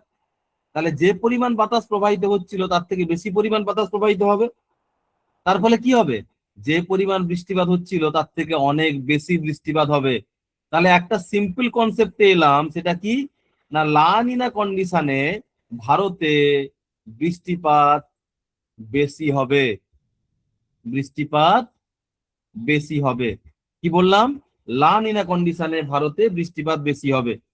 তাহলে এই যে লো প্রেসার থেকে বাতাস এইভাবে হাই প্রেসার রিজিয়নে শিফট করে গেল, এই হাই প্রেসার ইন্টেন্স হয়ে যাওয়ার কারণে এখানে প্রবল পরিমাণে আমাদের মনসুনাল উইন্ড বা মৌসুমী বায়ু প্রবাহিত হতে থাকবে। এটা গেল আমাদের লা নিনা। এরপরে আমরা যেটা আসবো সেটা হচ্ছে এল নিনো। আচ্ছা, এল নিনোটা কি? এল নিনোটা আমাদের জানতে হবে। এল নিনোটা এইখানটাতে জেনে নেবো, চলো। আচ্ছা, এইখানটাতে না, আরেকটা ভালো জায়গা থেকে, পরিষ্কার জায়গা থেকে আমরা একটা এল নিনোটা বুঝে নেবো। এইখানটাতে এল নিনোটা দেখে নেবো, চলো। আমি ওই ছবিটাতে আসছি। এল নিনো, এল নিনোটা কি বললাম, লা নিনোটা কি বললাম, যে এইভাবে ইকুয়েটর ছিল 0 ডিগ্রি, এইখানটাতে আমরা জানি এখানে আমাদের অস্ট্রেলিয়া রিজিয়ান ছিল, এখানে আমাদের পেরু রিজিয়ান ছিল, সেটা আমরা জানি। এবার বাতাসটা যখন প্রবাহিত হচ্ছিল কিরকম হচ্ছিল না, এইভাবে প্রবাহিত হচ্ছিল, হয়েছে। এবার দেখা গেল যে পৃথিবীতে এই যে প্রেসার বলয়গুলো আছে, চাপ বলয়গুলো, এই চাপ বলয়ের মধ্যে চাপের পার্থক্য একদম মিনিমাম হয়ে গেছে। আমরা লা নিনার ক্ষেত্রে যেটা দেখেছিলাম সেটা কি দেখেছিলাম, প্রচুর পরিমাণে বাতাস আমাদের এইভাবে প্রবাহিত হচ্ছিল, তার কারণ প্রেসারের পার্থক্য প্রচুর পরিমাণে হয়ে গেছিল। আর এখানে দেখা গেল যে লো প্রেসারটা যেটা সেটা মিনিমাম লো প্রেসার হয়ে গেছে, আর এখানে যেটা হাই প্রেসার সেটা হাই প্রেসারটা মিনিমাম হাই প্রেসার। তাহলে এই চাপের পার্থক্য এতটাই কমে গেল, দেখা যায় এই যে বাতাসটা পূর্বায়ু যেটা বা ইস্টার্লি, সে শিফট করে গেল কোথায়, না পেরু রিজিয়ানে। তাহলে যেটা এতক্ষণ হচ্ছিল তার ঠিক বিপরীতটা ঘটবে। কি ঘটবে না, পেরু রিজিয়ানে এইখানে তৈরি হবে আমাদের হাই প্রেসার, অর্থাৎ টেম্পারেচার বেশি, তো টেম্পারেচার বেশি মানে এখানে তৈরি হবে high pressure, sorry low pressure, আর এইখানে আমাদের হয়ে যাবে হাই প্রেসার। তাহলে এই লো প্রেসার থেকে বাতাস উপরের দিকে উঠবে, উপরের দিকে উঠে এইভাবে হরাইজন্টাল ব্লো করে এইখানটাতে শিফট করবে, আর এইভাবে প্রবাহিত হয়ে এখানে একটা সাইক্লোন তৈরি করবে। তাহলে এই যে প্রভাবটা আমাদের এল নিনোর তৈরি হলো, এই এল নিনোর কারণে ভারতে এর প্রভাবটা কিরকম বিস্তার করবে, এটা আমাদের জানতে হবে। চলো, এইখানটাতে আছে আমাদের ভারত, এইখানটাতে আমাদের ভারত রয়েছে। এবার এই এল নিনোর কারণে এইখানটাতে এত বেশি পরিমাণে লো প্রেসার ক্রিয়েট হবে, এখানটাতে এত বেশি বেশি পরিমাণে লো প্রেসার ক্রিয়েট হবে, তাহলে এই হাই প্রেসার থেকে লো প্রেসারের দিকে যখন বাতাসটা প্রবাহিত হচ্ছিল, সে কিছুটা পরিমাণ শিফট করে যাবে এইখানে।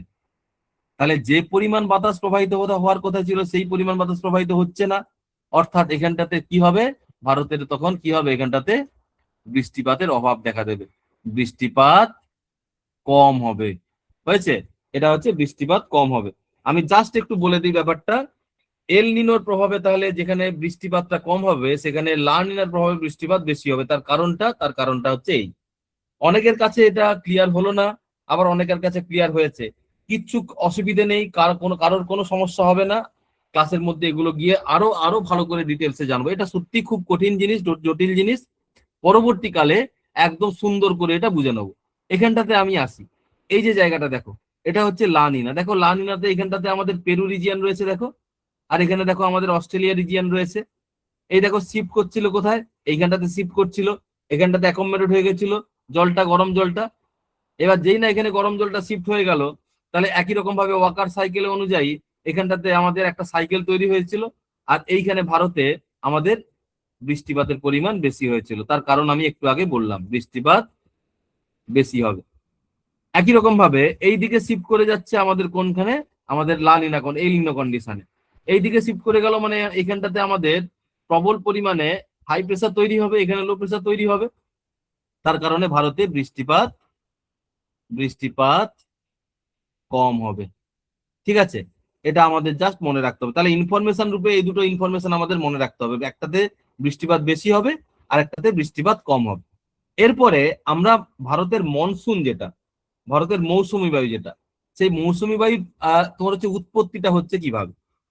আমরা ভারতের মৌসুমী বায়ু ছোটবেলা থেকে পড়ে আসছি, তাহলে তার উৎপত্তিটা হলো কিভাবে সেটা তো আমাদের জানতে হবে।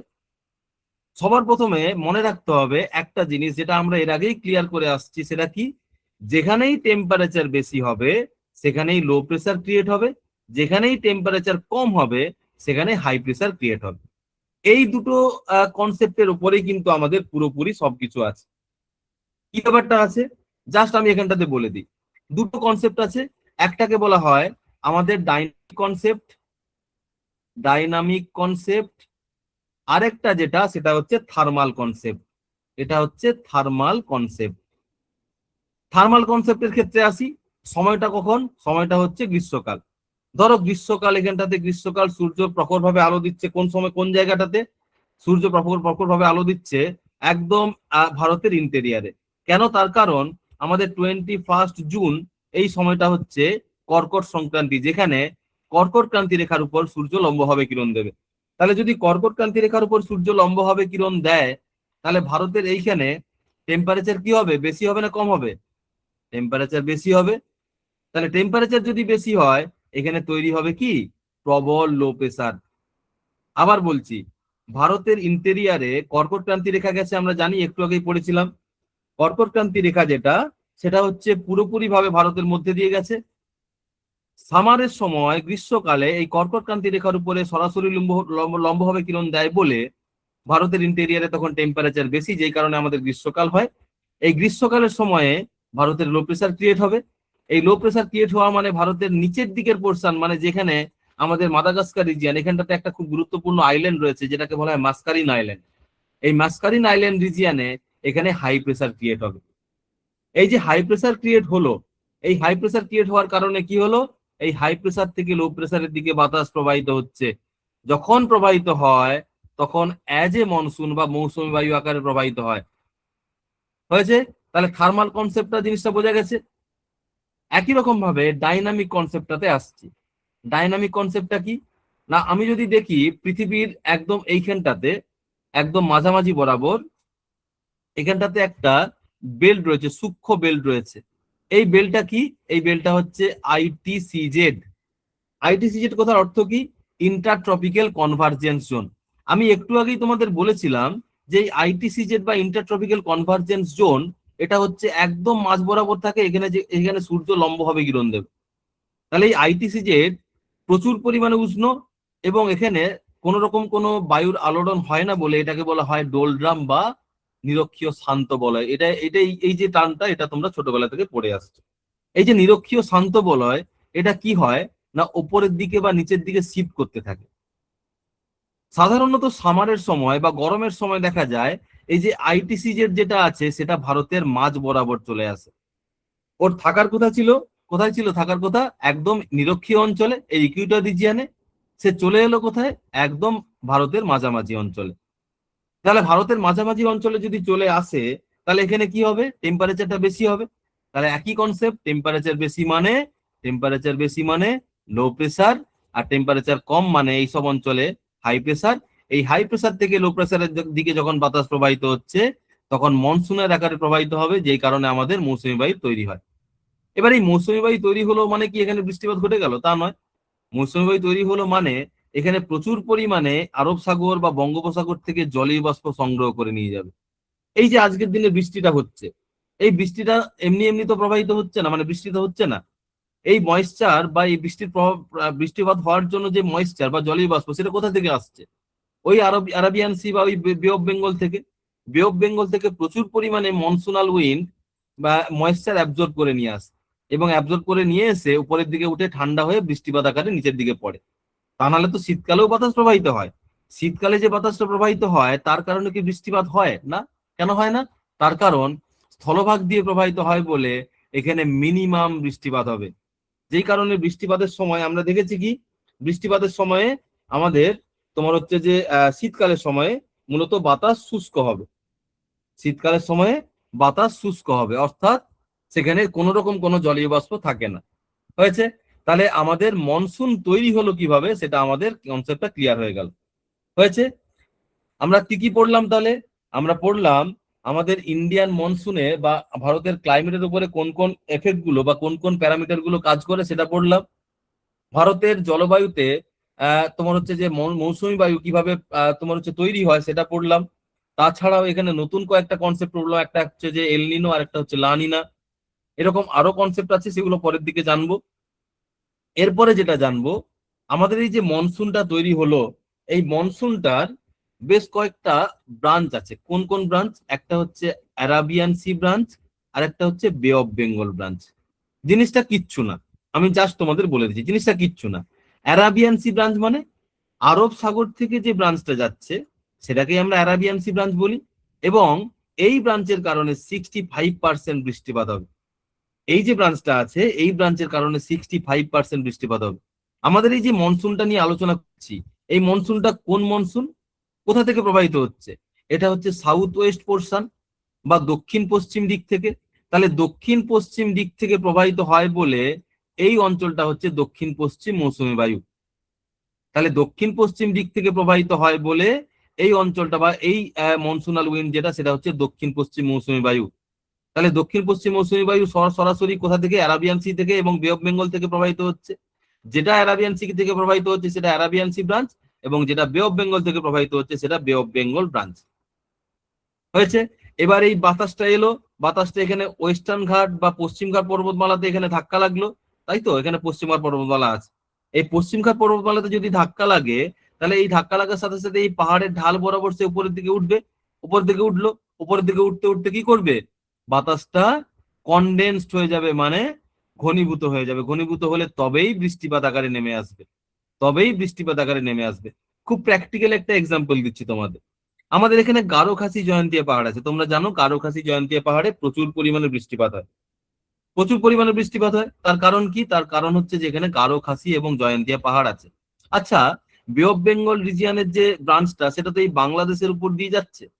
তাহলে এই বে অফ বেঙ্গলের ব্রাঞ্চটা বাংলাদেশের এখানে বৃষ্টিপাত না ঘটিয়ে সে সরাসরি গারোখাসি জয়ন্তীয়া পাহাড়ে বৃষ্টিপাতটা বেশি পরিমাণে ঘটাচ্ছে কেন? প্রায় 1100 সেন্টিমিটার বৃষ্টিপাত হয় এই গারোখাসি জয়ন্তীয়া পাহাড়ে। এই পার্থক্যটা কেন? এই পার্থক্য তার কারণ হচ্ছে যে এখানে গারো খাসি জয়ন্তীয়া পাহাড়ে ধাক্কা লাগার সাথে সাথে এখানে বৃষ্টিপাতটা ঘটাচ্ছে, বাট কোনো অবস্ট্রাকশন পাচ্ছে না। কোথায়? বাংলাদেশে। বাংলাদেশ পুরোপুরি ফ্ল্যাট। এই ফ্ল্যাট হওয়ার কারণে এখানে বৃষ্টিপাতটা পাচ্ছে না। তাহলে এটা আমাদের সিম্পল কনসেপ্ট জানতে হবে, সিম্পল কনসেপ্ট। এইবার মনসুন যেটা আসে, এই মনসুনটা কি সব জায়গাতে সমানভাবে প্রবাহিত হয়? না, একদম নয়। তাহলে কিভাবে প্রবাহিত হয় সেটা আমাদের জানতে হবে। এটা ইন্ডিয়ান ম্যাপ। ইন্ডিয়াতে ইন্ডিয়ান মনসুন মানে মনসুনাল উইন্ড যেটা, সেটা কোন ভাবে কিভাবে প্রবাহিত হচ্ছে। সবার প্রথম যে ডেটটাতে আমাদের ইন্ডিয়াতে মনসুনটা প্রবাহিত হয় সেটা হচ্ছে 20 মে। এবার হলো আমাদের ইম্পর্টেন্ট ইনফরমেশন, যেগুলো আমাদের পরীক্ষাতে আসতে পারে। বারবার করে বলছি, এইগুলো আমাদের কিন্তু মনে রাখতে হবে। কি বললাম?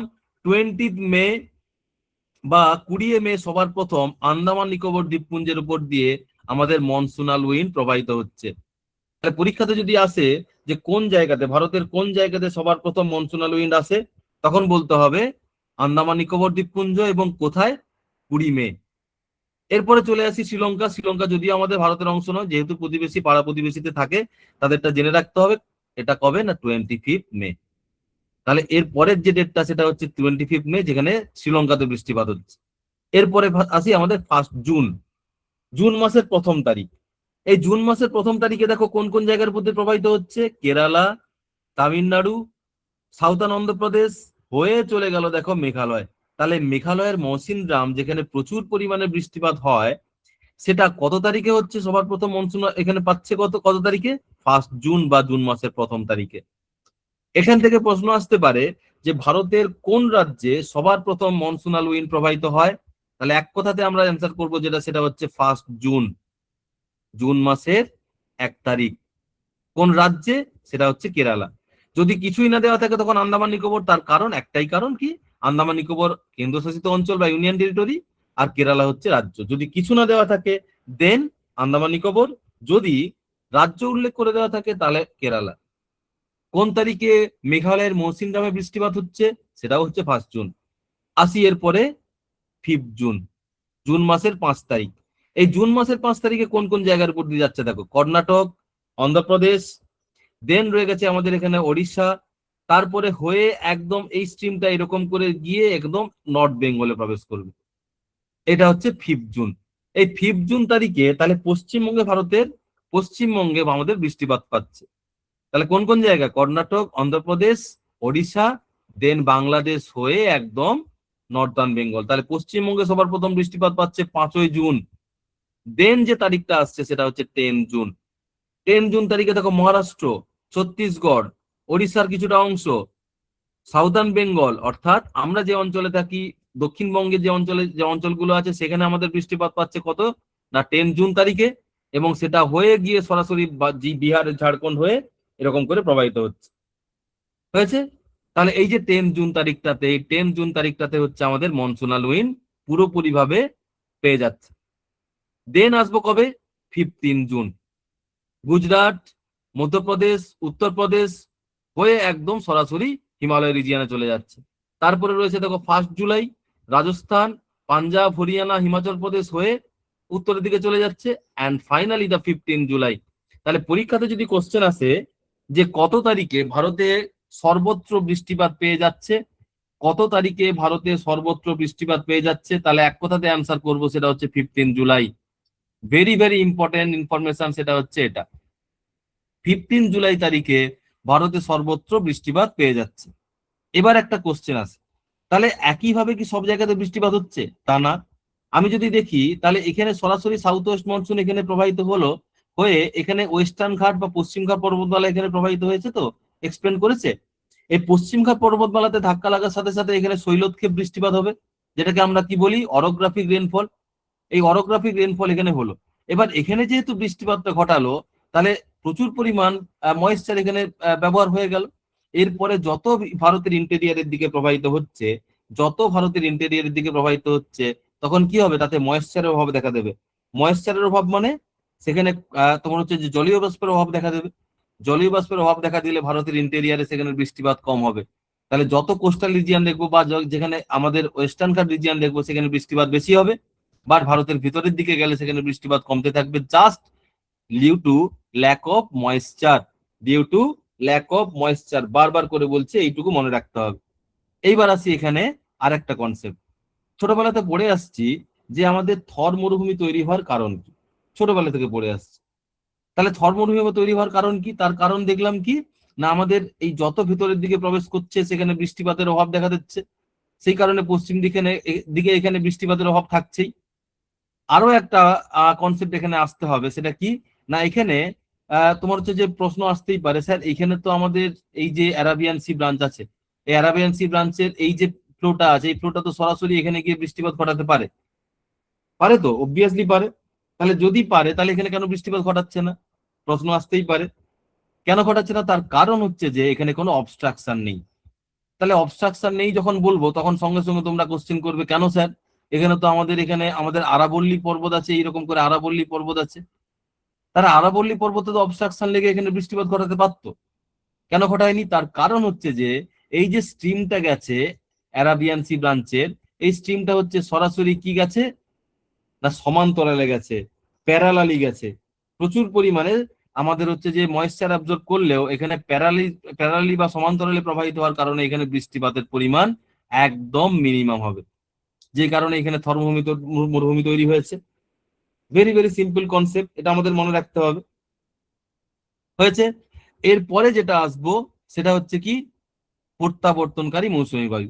এই প্রত্যাবর্তনকারী মৌসুমী বায়ু যেটা আছে সেটা জানার আগে আমাদের যেটা জানতে হবে সেটা হচ্ছে north east monsoon. North east monsoon. আচ্ছা, নর্থ ইস্ট মনসুন কি? উত্তর পূর্ব মৌসুমী বায়ু। নর্থ ইস্ট মনসুন মানে উত্তর পূর্ব দিক থেকে যে বাতাসটা প্রবাহিত হয় সেটাই হচ্ছে নর্থ ইস্ট মনসুন। এটা কিভাবে প্রবাহিত হচ্ছে সিম্পল জিনিস। আমি যদি দেখি আমাদের এই পৃথিবী এরকম করে আছে, তো আমাদের পৃথিবী 23.5 ডিগ্রি টিল্টেড আছে। যখন শীতকাল তখন দেখবো কি না, এই উত্তর গোলার্ধ সূর্য থেকে দূরে চলে যায় আর দক্ষিণ গোলার্ধটা সূর্যের কাছে চলে আসে। যেহেতু সূর্য থেকে দূরে চলে যায় অর্থাৎ স্ল্যান্টিং ভাবে পড়ছে, তখন দেখা যায় উত্তর গোলার্ধে তখন সূর্যের আলো এবং তাপ দুটোই কম থাকে। তাহলে এখানে টেম্পারেচার কম। তাহলে যেহেতু আমরা টেম্পারেচার কম আমরা বলছি, তাহলে উত্তর গোলার্ধ ভারতের মানে ভারত যদি উত্তর গোলার্ধের মধ্যে থাকছে, তাহলে ভারতের মধ্যে তখন টেম্পারেচার মিনিমাম। তাহলে টেম্পারেচার মিনিমাম মিনিমাম হলে এই সব জায়গাতে তখন কি হবে, হাই প্রেসার রিজিয়ন। এই সব জায়গাতে হাই প্রেসার রিজিয়ন হবে, মানে ভারতের ইন্টেরিয়রে তখন হাই প্রেসার রিজিয়ন। আর একই রকম ভাবে দক্ষিণ গোলার্ধে এখানে সূর্যের আলো তাপ বেশি ভাবে পড়ছে বলে এখানে তখন হয়ে যাবে লো প্রেসার। তাহলে হাই প্রেসার থেকে লো প্রেসারের দিকে যখন বাতাস প্রবাহিত হয় তখন কিরকম করে প্রবাহিত হবে, এইভাবে প্রবাহিত হবে। যে দিক থেকে প্রবাহিত হচ্ছে সেটা হচ্ছে নর্থ ইস্ট পোর্শন বা উত্তর পূর্ব দিক। এবার উত্তর পূর্ব দিক থেকে প্রবাহিত হওয়ার কারণে এটাকে বলা হয় উত্তর পূর্ব মৌসুমী বায়ু। এবার একই কনসেপ্ট, তুমি বলো, তোমরা বলো, কেউ একজন বলো যে এই যে প্রবাহিত হচ্ছে এটা এইভাবে বেঁকে কেন প্রবাহিত হচ্ছে না? আপনি তো বললেন যে হাই প্রেসার, এখানে হাই প্রেসার, এখানে লো প্রেসার, তো সরাসরি নিচের দিকে প্রবাহিত হতে পারতো, তো কেন প্রবাহিত হলো না? কেন নিচের দিকে এইভাবে সরাসরি প্রবাহিত হলো না? আমি জাস্ট এক্ষুনি বললাম। হ্যাঁ, ভেরি গুড, করিওলিস ফোর্সেস, একদম। যেই কারণে আমরা একটু আগেই বলেছিলাম যে উত্তর গোলার্ধে সূর্য সব বাতাস সব সময় ডান দিকে বেঁকে আর দক্ষিণ গোলার্ধে সব সময় বাম দিকে বেঁকে প্রবাহিত হবে। দক্ষিণ গোলার্ধে সব সময় বাম দিকে বেঁকে প্রবাহিত হবে, ভেরি ভেরি ইম্পর্টেন্ট। তাহলে এইভাবে যখন প্রবাহিত হচ্ছে তখন উত্তর পূর্ব দিক থেকেই প্রবাহিত হচ্ছে, হয়েছে, মনে রাখতে হবে। এবার একটা কনসেপ্টে আসবো। নর্থ ইস্ট মনসুন বা উত্তর পূর্ব মৌসুমী বায়ুর কারণে 2% বৃষ্টিপাত হয়, মাত্র 2%। কেন? তার কারণ একটু আগেই বলেছিলাম তোমাদের যে উত্তর পূর্ব দিক থেকে যখন প্রবাহিত হচ্ছে তখন সেখানে মিনিমাম ময়েশ্চার অ্যাবজর্ব করার কোয়ালিটি বা ক্যাপাবিলিটি তৈরি হচ্ছে। এখান থেকে তো প্রবাহিত হচ্ছে, তাহলে জলীয় বাষ্প সংগ্রহ করবে কোথা থেকে? সেখানে তো জলীয় বাষ্প সংগ্রহ করতে পারবে না। তার কারণ কি? তার কারণ হচ্ছে যে কোনো ল্যান্ড রিজিয়ান নেই, কোন রকম কোনো তোমার হচ্ছে যে ওসিয়ানিক রিজিয়ান নেই, বা জল সংগ্রহ করার মতো কোনো ওয়াটার বডিজ নেই। তাহলে যখন নেই, তাহলে এইভাবে প্রবাহিত হওয়ার সময় কি হচ্ছে, আমাদের জলীয় বাষ্প সংগ্রহ করতে পারছে না, তাই এখানে বৃষ্টিপাত হবে না, মাত্র 2% বৃষ্টিপাত হবে।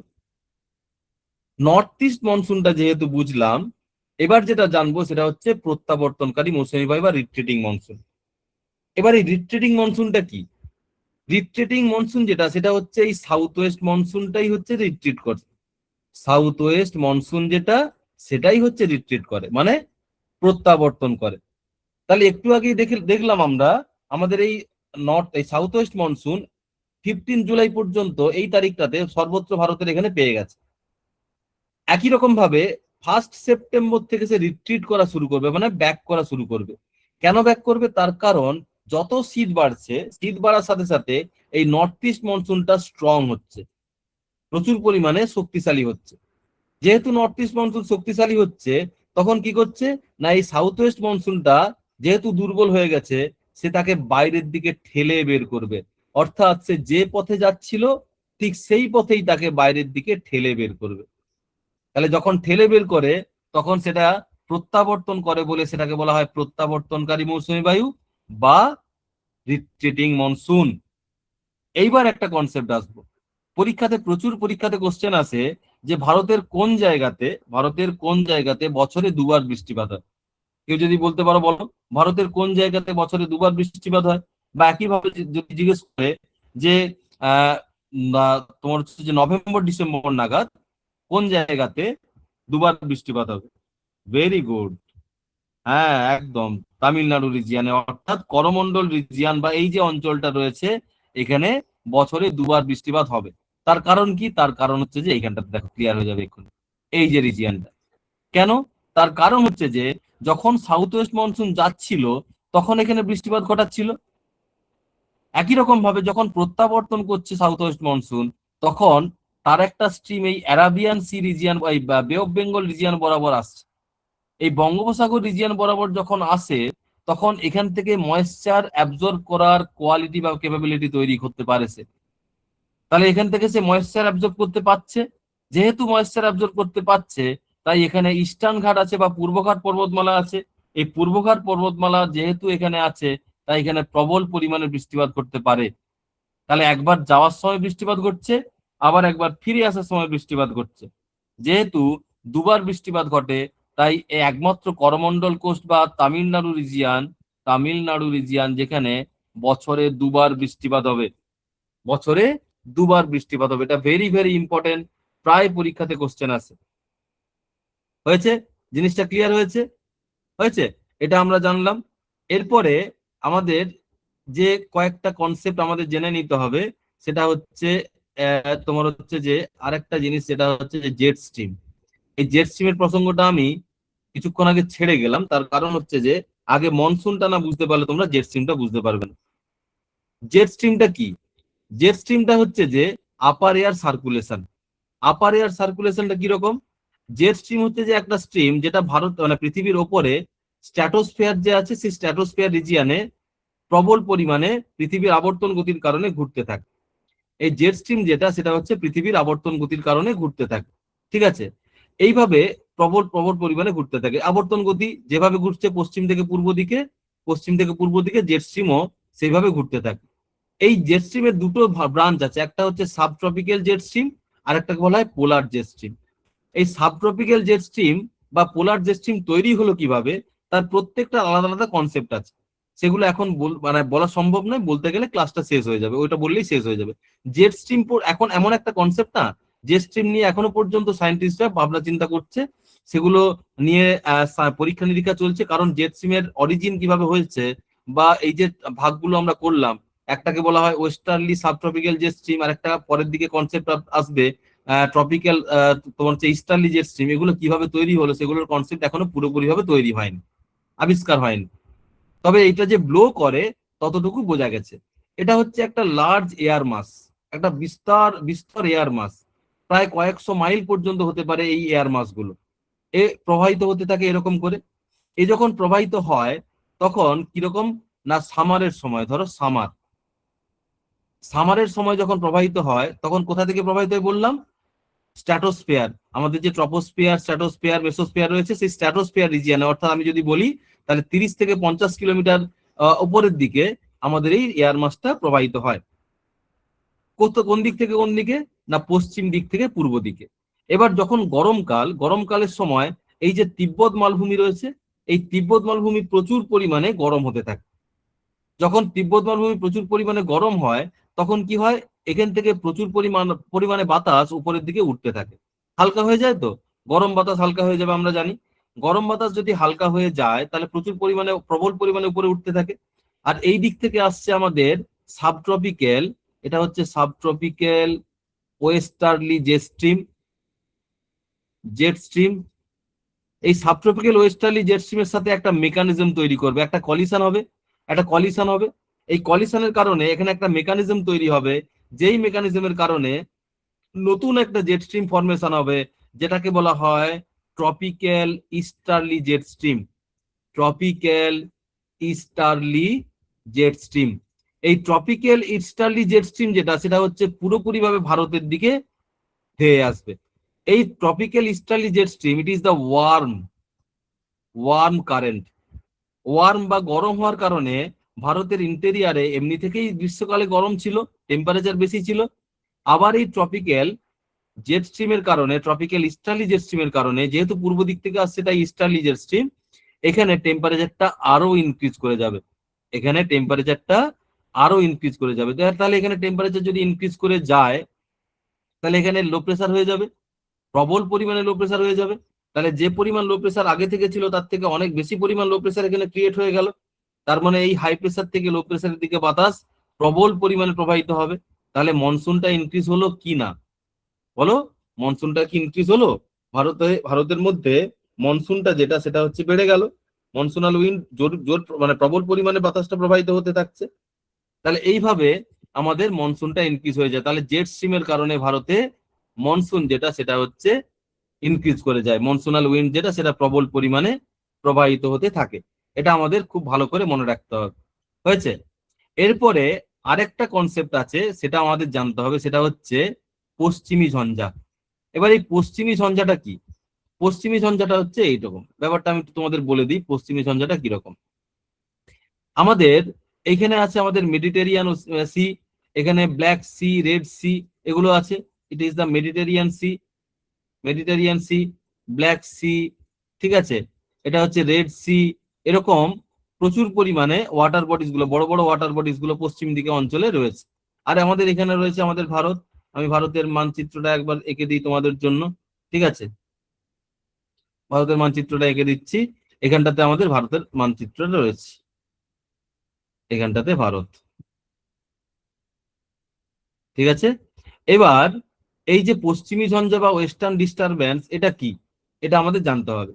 ব্যাপারটা কিরকম, এখানে শীতকালের সময়, শীতকালের সময়ে ব্যাপারটা কি হয় না, শীতকালের সময়ে আমাদের এখানে গরম, মানে তোমার হচ্ছে যে রাত্রিবেলা, অনেক সময় রাত্রিবেলা কি হয়, সমুদ্র গরম থাকে তো, কারণ ওই সময়টাতে সমুদ্রের জল আস্তে আস্তে ধীরে ধীরে করে ঠান্ডা হতে থাকে।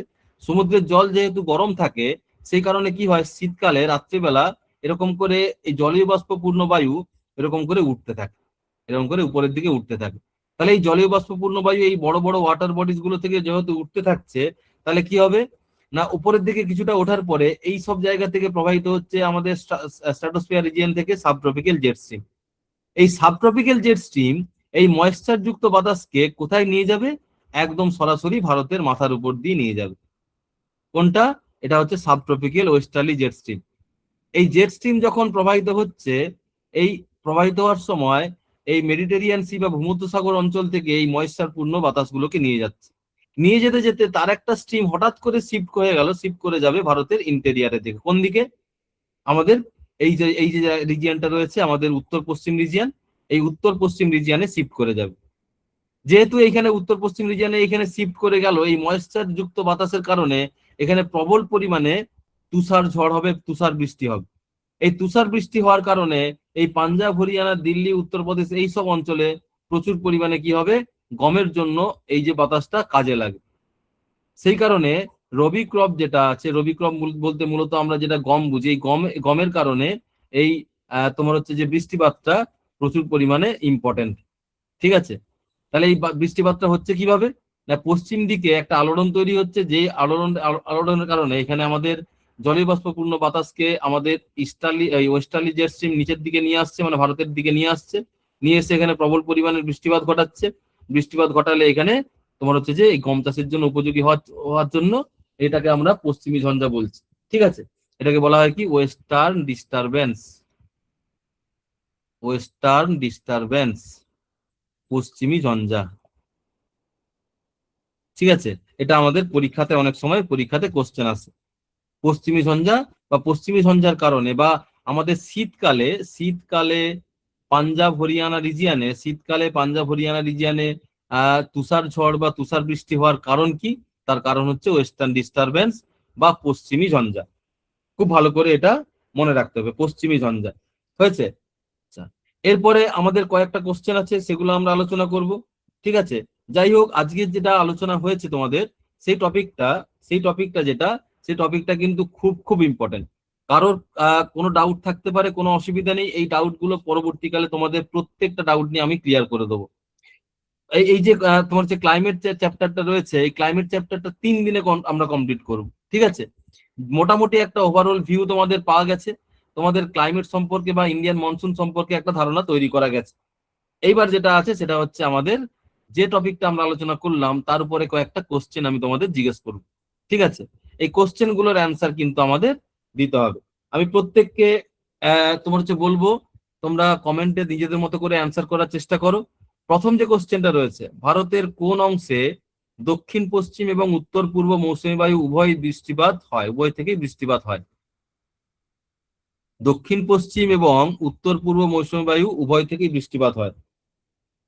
আবার অপশন এ একদম, শিল্পা জ্যোতি সবাই বলছে option A, option A, hair is the Tamil Nadu, একদম এক্সেলেন্ট অ্যান্সার হয়েছে। তাহলে Tamil Nadu is the correct answer. তার কারণ আমি একটু আগেই তোমাদের বলেছিলাম, ইন্ডিয়ার এই যে পোর্শনটা রয়েছে, তামিলনাড়ুর করমন্ডল কোস্ট যে পোর্শনটা রয়েছে, এই করমন্ডল কোস্টে দেখা যায় কি না, এই সাউথ ওয়েস্ট মনসুন যখন প্রবাহিত হচ্ছে, এই সাউথ ওয়েস্ট মনসুনের কারণে এখানে বৃষ্টিপাত ঘটছে। একই রকম ভাবে যখন উত্তর পূর্ব দিক থেকে প্রবাহিত হচ্ছে এরকম মনসুন, এই উত্তর পূর্ব দিক থেকে প্রবাহিত হওয়ার সময় তোমার হচ্ছে যে সাউথ ওয়েস্ট মনসুনটাকে রিট্রিট করে এই যে অঞ্চলগুলোর উপর দিয়ে প্রবাহিত হচ্ছে, তখন এই বে অফ বেঙ্গল থেকে ময়েশ্চার অ্যাবজর্ব করে এখানে বৃষ্টিপাত ঘটাচ্ছে। তাহলে তার কারণে এখানে বৃষ্টিপাত হচ্ছে আমাদের করমণ্ডল উপকূলে বা তামিলনাড়ু রিজিয়নে দুবার, একবার যাওয়ার সময়, একবার ফিরে আসার সময়, বা যখন উত্তর পূর্ব মৌসুমী প্রবাহিত হচ্ছে। তাহলে Tamil Nadu here is the correct answer, very very important, এবং প্রত্যেকেই কারেক্ট অ্যান্সার দিয়েছে, ভেরি গুড, এক্সেলেন্ট অ্যান্সার হয়েছে, ভালো। এইভাবে পড়তে হবে, এইভাবে জানতে হবে, তবেই গিয়ে হবে। বারবার করে বলছি। তারপরের কোশ্চেনটা কি আছে দেখি, আমাদের পরের কোশ্চেনটারও চলো আমাদের কি আছে দেখি। গ্রীষ্মকালে কোন অঞ্চলে প্রথম বর্ষা আসে? গ্রীষ্মকালে কোন অঞ্চলে সবার প্রথম বর্ষা আসে? কে বলতে পারবে?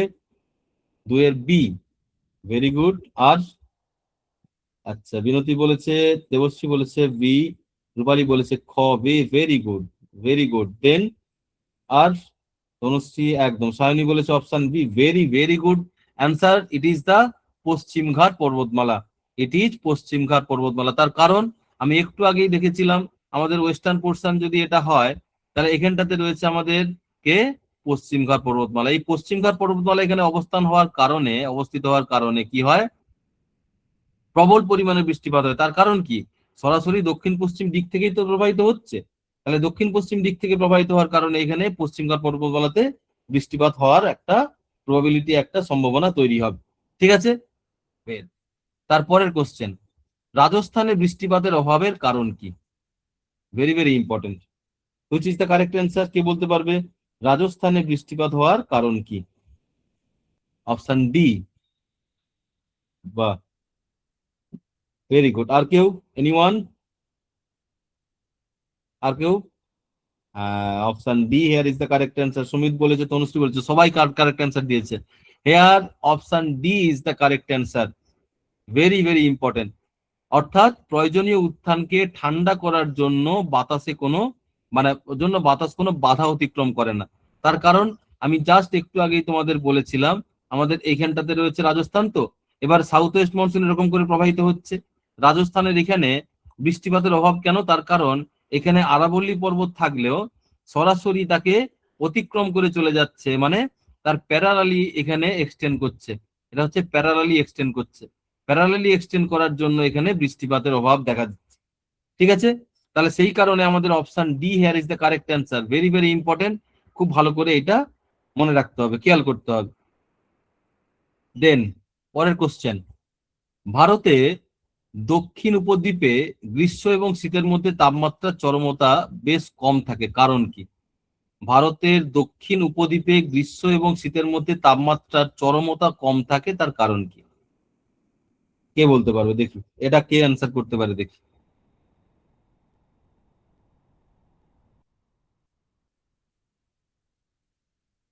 কে বলতে পারবে? Option A.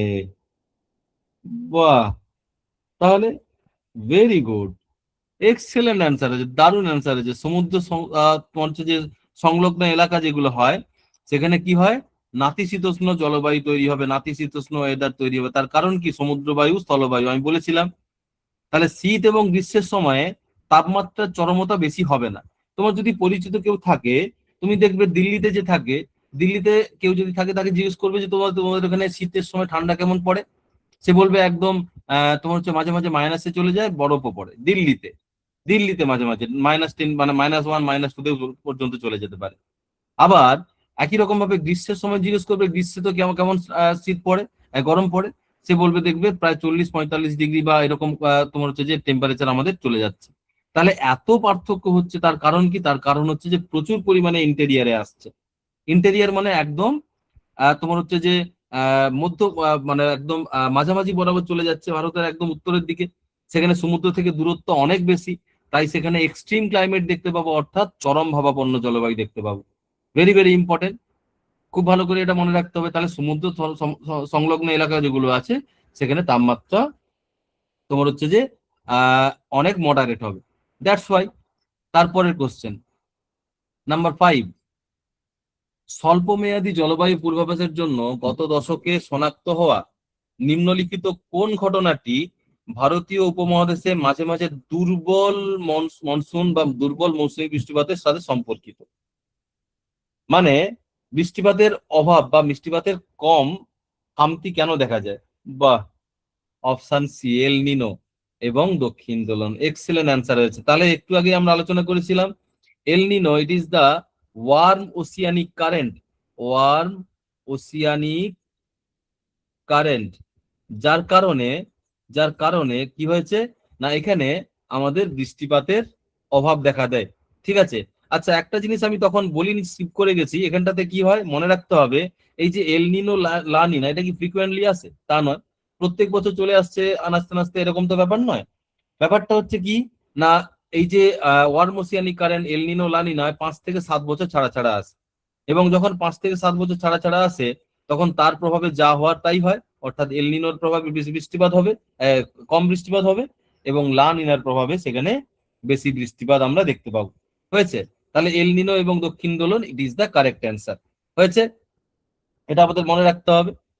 আচ্ছা, এরপরে আমাদের এখান পর্যন্তই আপাতত। তবে একটা জিনিস আমি সবার শেষে বলবো, পুনরায় আবার একইভাবে বলবো, আজকে যে ক্লাসটা হয়েছে মোটামুটি কনসেপচুয়াল ক্লাস, যদি ঠিকঠাক করে মন দিয়ে শোনো তাহলে কিন্তু অনেক কিছু এখান থেকে পেয়ে যাবে। আমি পিডিএফ আকারে সবকিছুই দিয়ে দেবো, স্যারকে দিয়ে দেবো, স্যার তোমাদের দিয়ে দেবেন, প্রোভাইড করে দেবেন, অ্যানোটেট করা থাকবে, তোমাদের কোনো অসুবিধা হবে না। একটা জিনিস বারবার করে বলার, 15 থেকে তোমার যে সামনেই খুব তাড়াতাড়ির মধ্যে আমাদের পরীক্ষার সম্মুখীন কিন্তু আমরা হচ্ছি। তাহলে যারা প্রিপেয়ার্ড আছো তাদের কথা আমি বলছি না, যারা প্রিপেয়ার্ড নেই তারা নিজেদেরকে প্রিপেয়ার্ড করো, দেন নিজের প্রতি একটা এক্সপেকটেশন তৈরি করবে। তুমি আশা তৈরি করবে না, এমন আশা তৈরি করবে না যে তুমি প্রিপেয়ার্ডই হলে না, আমি পরীক্ষাতে বসেই পাস করে যাব, ভাবলে হবে না। এটা মেনে নিতেই হবে যে তোমার তোমার তোমার থেকে যারা আগে পরীক্ষা দিচ্ছে বা আগে পড়াশোনা করছে তারা তোমার থেকে বেশি জানবে, এটা ধরে নিয়েই চলতে হবে, বারবার করে বলছি। ঠিক আছে? তাই কনসেপ্টটা ক্লিয়ার করো, ভালো করে পড়াশোনা করতে হবে, ভালো করে পড়াশোনা করে পুরো সিলেবাস কমপ্লিট করতে হবে, then previous year question paper solve করতে হবে, মক টেস্ট দিতে হবে, দেন পুরোপুরি প্রিপেয়ার হওয়ার পরে আমি নিজেকে বলতে পারবো যে আমি পুরোপুরি ভাবে প্রিপেয়ার হয়েছে। তার জন্য কি করতে হবে? নিজেকে প্রচুর পরিমাণে পরিশ্রমের মধ্যে দিয়ে রাখতে হবে। একটা জিনিস বারবার করে বলছি, আমাদের কাছে এখন ফোন না, এই যে ছোট হাত ফোন, মুঠো ফোন, যেটা মোবাইল ফোন, সেটা খুব মানে পড়াশোনার জন্য খুব মানে তোমার হচ্ছে যে একটা হার্মফুল জিনিস, আমি এটা মনে করি। তুমি দেখবে 15 থেকে 20 দিন এই ফোনটাকে নিজের থেকে দূরে রাখবে, ফ্লাইট মোডে থেকে নিজের থেকে দূরে রাখো। সিম্পল কথা বলছি, একদম বন্ধুর মতো বলছি। প্রথমে মানে এটা এটা যেন মনে হবে দিস উইল বি, মানে তোমার হচ্ছে যে ভেরি ডিফিকাল্ট। এভরি 20 সেকেন্ডে you will remind of the something very important. তোমার কাছে যেন মনে হবে খুব খুব একটা মানে ইম্পর্টেন্ট কিছু একটা জিনিস আমি ছেড়ে চলে এলাম। কিন্তু যখন এটা অভ্যাসে পরিণত হবে দেখবে তখন মনে হবে যে পড়াশোনাটা অনেক বেশি প্রায়োরিটি পাচ্ছে তার থেকে। সব সময় মনে রাখবে এটা। ঠিক আছে? আর স্বাভাবিকভাবে অনেকেই বলে, দেখবে ঠিক আছে একটা সময় আসবে, একটা সময় আসবে, ঠিক ভালো হবে, ঠিক ভালো হবে। যে পরিশ্রম করবে না, যে পড়াশুনো করবে না, একদম ফ্র্যাঙ্কলি বলছি, যে পরিশ্রম করবে না তার ভাগ্যে কোনোদিন ভালো সময় আসবে না। প্রচুর পরিমাণে পরিশ্রম করো, প্রচুর পরিমাণে পড়াশোনা করো, দেখবে ঠিক কোনো না কোনো সময় দরজাতে সাকসেস করানো হবে। আর তোমার তো বডি ল্যাঙ্গুয়েজ এরকম হওয়া উচিত নয় আর 5টা ছেলের মতো, একদম বলা মানে তোমার যে হওয়া উচিত ছিল না বা উচিত নয়। আর 5টা ছেলে রকে বসে আড্ডা মারে, বাইক নিয়ে ঘোরাঘুরি করে, তোমার হচ্ছে যে ফাঁকি মারে, ইত্যাদি ইত্যাদি। তুমি যখন থেকে কম্পিটিটিভ এক্সামের জন্য পড়াশোনা করা শুরু করেছো তখন থেকে তুমি একজন আলাদা মানুষ। You should be thankful to God. ভগবান তোমাকে যোগ্য বলে মনে করেছেন বলেই তোমাকে এই পথে নিয়ে আসছেন, বারবার করে বলছি। এমনি এমনি কিন্তু নিয়ে আসেননি। তাহলে ভগবানের প্রতি আস্থা রেখে নিজেকে মানে সেইভাবে কেপেবল করে তোলো, ঠিক দেখবে একটা না একটা সময় পরিশ্রমের ফল পেয়ে যাবে। আমাদের জীবনে great aim, what will be the great aim of life? Continuously acquire knowledge, hard work and then perseverance. ঠিক আছে? প্রচুর পরিমাণে অ্যাকোয়ার নলেজ করতে থাকো, নলেজ অ্যাকোয়ার করতে থাকো, পরিশ্রম করতে থাকো, অধ্যাবসায়ী হতে হতে হবে নিজেদেরকে। তাহলে দেখবে কোনো রকম কোনো সমস্যা হবে না। প্রবলেম আসবে, but problem should not become your captain. তোমার কোনোদিন তোমার ক্যাপ্টেন প্রবলেম কিন্তু হবে না, সমস্যা কোনোদিন তোমার ক্যাপ্টেন হবে না। ঠিক আছে? যাই হোক, যাই হয়ে যাক না কেন, এনি হাও আমাকে একটা সরকারি চাকরি পেতে হবে, এবং সেই সরকারি চাকরিটা লক্ষ্য করে, সেই চেয়ারটাকে লক্ষ্য করে আমার পড়াশোনা করতে হবে। দেখবে যথেষ্ট এন্থু পাবে, যথেষ্ট একটা তোমার হচ্ছে যে জায়গাতে নিজেকে নিয়ে যেতে পারবে, অবশ্যই কোনো না কোনো একটা দিন চাকরি পাবে। আমার কাছে প্রত্যেকটা স্টুডেন্ট, এখানে যতজন আমার কাছে এখানে 52 জন স্টুডেন্ট রয়েছে, আমার মনে হয় এখানে কেউ ফেলিওর হবে না, প্রত্যেকে চাকরি পাবে, প্রত্যেকে, নট এ সিঙ্গেল ওয়ান তোমার হচ্ছে যে এটা থেকে বিরত থাকবে না। কিন্তু তার জন্য একটু ফলো করতে হবে, আমাদের কথা মতো চলতে হবে, তাহলে দেখবে একটা সময় আসবে যখন তোমরা কেপেবল হয়ে গেছো, একটা চাকরিও পেয়ে গেছো। ঠিক আছে, কোনো অসুবিধা নেই। আজকের মতো এখানে, পরে আবার কোনো সময় তোমাদের সাথে আলাপ হবে। আচ্ছা স্যার, যদি থাকেন আপনি প্লিজ কাইন্ডলি আসবেন। স্যার কমপ্লিট হয়ে গেছে? হ্যাঁ স্যার, কমপ্লিট হয়ে গেছে। Thank you okay sir, sir. Thank you so much. Okay sir.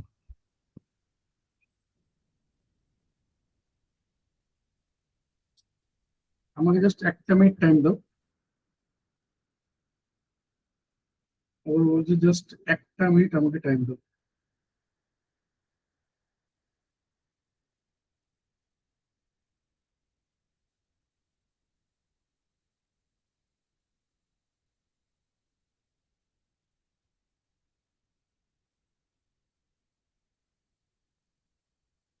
আশা করি দেখো স্ক্রিনটা দেখতে পাচ্ছ।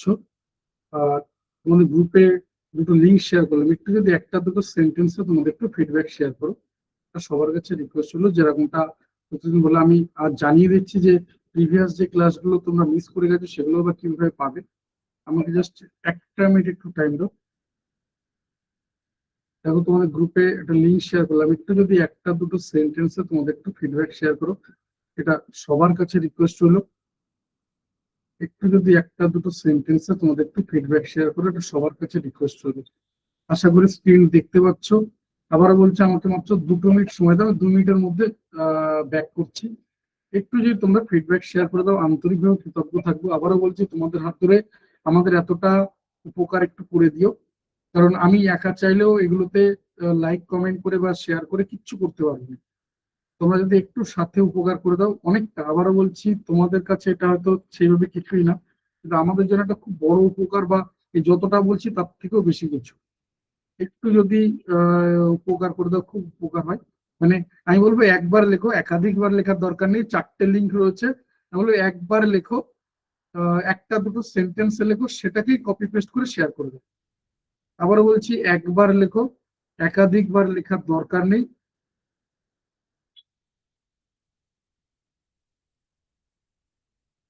একটু যদি একটা দুটো সেন্টেন্সে তোমাদেরকে ফিডব্যাক শেয়ার করে দিই, একটু যদি একটা দুটো সেন্টেন্সে তোমাদের একটু ফিডব্যাক শেয়ার করে দাও, সবার কাছে রিকোয়েস্ট হলো।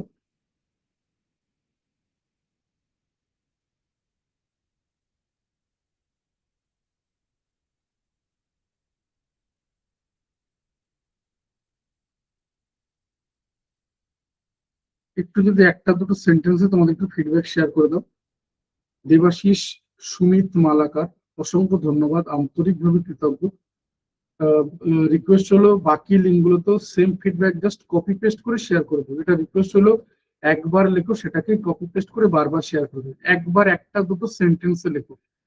উদ্ধব কৃষ্ণ দাস অধিকারী, অসংখ্য ধন্যবাদ, আন্তরিকভাবে কৃতজ্ঞ। রিকোয়েস্ট হলো বাকি লিঙ্কগুলোতেও কপি পেস্ট করে শেয়ার করে দিও। আবার বলছি, এটা সবার কাছে শুধু রিকোয়েস্ট হলো, অন্য কোনো কিছু না। যদি একটু এতটুকু উপকার করে দাও। সুজিত মুখার্জি, অসংখ্য ধন্যবাদ, আন্তরিকভাবে কৃতজ্ঞ। রিকোয়েস্ট হলো একটু যদি একটা দুটো সেন্টেন্স একটু তোমাদের ফিডব্যাক শেয়ার করো, আর বাকি লিঙ্কগুলোতে শেয়ার করে দিও। মানে একবার লেখো সেটাকে বাকি লিঙ্কগুলোতে শেয়ার করে দিও। সীমা সাধু খান, আন্তরিকভাবে কৃতজ্ঞ, অসংখ্য ধন্যবাদ। রিকোয়েস্ট হলো সীমা বাকি লিঙ্কগুলোতে কপি পেস্ট করে শেয়ার করে দিও। একটু যদি একটা দুটো সেন্টেন্সে তোমাদের একটু ফিডব্যাক শেয়ার করো, এটা সবার কাছে রিকোয়েস্ট হলো। সীমা, অসংখ্য ধন্যবাদ। সীমা সাধু খান, আন্তরিকভাবে কৃতজ্ঞ। রিকোয়েস্ট হলো বাকি লিঙ্কগুলোতে কপি পেস্ট করে শেয়ার করে দিও। বাকি লিঙ্কগুলোতে কপি পেস্ট করে শেয়ার করে দিও। সুজিত মুখার্জি, অসংখ্য ধন্যবাদ ভাই। রিকোয়েস্ট হলো বাকি লিঙ্কগুলোতে কপি পেস্ট করে শেয়ার করে দিও। সবার কাছে রিকোয়েস্ট হলো, একটু যদি একটা দুটো সেন্টেন্সে তোমাদের একটু ফিডব্যাক শেয়ার করো। আবার বলছি একবার লিখো সেটাকেই বারবার শেয়ার করে দাও। সুজালি বি, অসংখ্য ধন্যবাদ, আন্তরিকভাবে কৃতজ্ঞ। রিকোয়েস্ট হলো same feedback just copy paste করে বাকি লিঙ্কগুলোতেও শেয়ার করে দিও। আবার বলছি একবার লেখো, আর বাকি লিঙ্কগুলোতে জাস্ট কপি পেস্ট করে শেয়ার করে দিও। একবার লেখো, বাকি লিঙ্কগুলোতে কপি পেস্ট করে শেয়ার করে দিও। এটা সবার কাছে রিকোয়েস্ট হলে একবার লেখো, সেটাকে কপি পেস্ট করে বাকি লিঙ্কগুলোতে শেয়ার করে দিও। 4টে লিঙ্ক দেওয়া আছে, এটা যদি এতটা উপকার করে দাও। যুবরাজ রয়, অসংখ্য ধন্যবাদ, আন্তরিকভাবে কৃতজ্ঞ। রিকোয়েস্ট হলো বাকি লিঙ্কগুলোতেও কপি পেস্ট করে শেয়ার করে দিও। একটু রিকোয়েস্ট হলো একটা দুটো সেন্টেন্সে যদি একটু লেখো, কারণ তোমার ফিডব্যাকটা পড়ে যদি বাকিরা বুঝতে পারে, এই আর কি। আমি কোডে চলে গেলাম, একটু যদি একটা দুটো সেন্টেন্সে তোমাদের একটু ফিডব্যাক শেয়ার করে দাও। একটু সবার কাছে রিকোয়েস্ট হলো একবার লেখো, একটা দুটো সেন্টেন্স লেখো, সেটাকেই জাস্ট কপি পেস্ট করে শেয়ার করে দাও। সায়নী মাইতি, অসংখ্য ধন্যবাদ, আন্তরিকভাবে কৃতজ্ঞ সায়নী। রিকোয়েস্ট হলো same feedback just copy paste করে বাকি লিঙ্কগুলোতে শেয়ার করে দাও। জাস্ট একবার লেখো, সেটাকেই কপি পেস্ট করে বাকি লিঙ্কগুলোতে শেয়ার করে দিও। মীরা পাল রয়, অসংখ্য ধন্যবাদ, আন্তরিকভাবে কৃতজ্ঞ। রিকোয়েস্ট হলো same feedback just copy paste করে বাকি লিঙ্কগুলোতে শেয়ার করে দিও। নূর ইসলাম শেখ, অসংখ্য ধন্যবাদ, আন্তরিকভাবে কৃতজ্ঞ এত সুন্দর করে লেখার জন্য। রিকোয়েস্ট হলো same feedback just copy paste করে বাকি লিঙ্কগুলোতে শেয়ার করে দিও। এটা সবার কাছে রিকোয়েস্ট হলো। আমি কোডে চলে গেলাম, একটু যদি বাকিরাও একটু যদি এতটা উপকার করে দাও, অনেকটা উপকার হয়। আমি কোডে চলে গেলাম, যে শুধুমাত্র টাইপ করে পাঠাবে, কোনো রকম স্ক্রিনশট বা ছবি তুলে পাঠাবে না, অর্থাৎ ইমেজ পাঠাবে না, তাহলে তোমার কাছে যাবে না। এটা মাথায় রেখো, কোনো রকম ইমেজ পাঠাবে না, তাহলে তোমার কাছে যাবে না।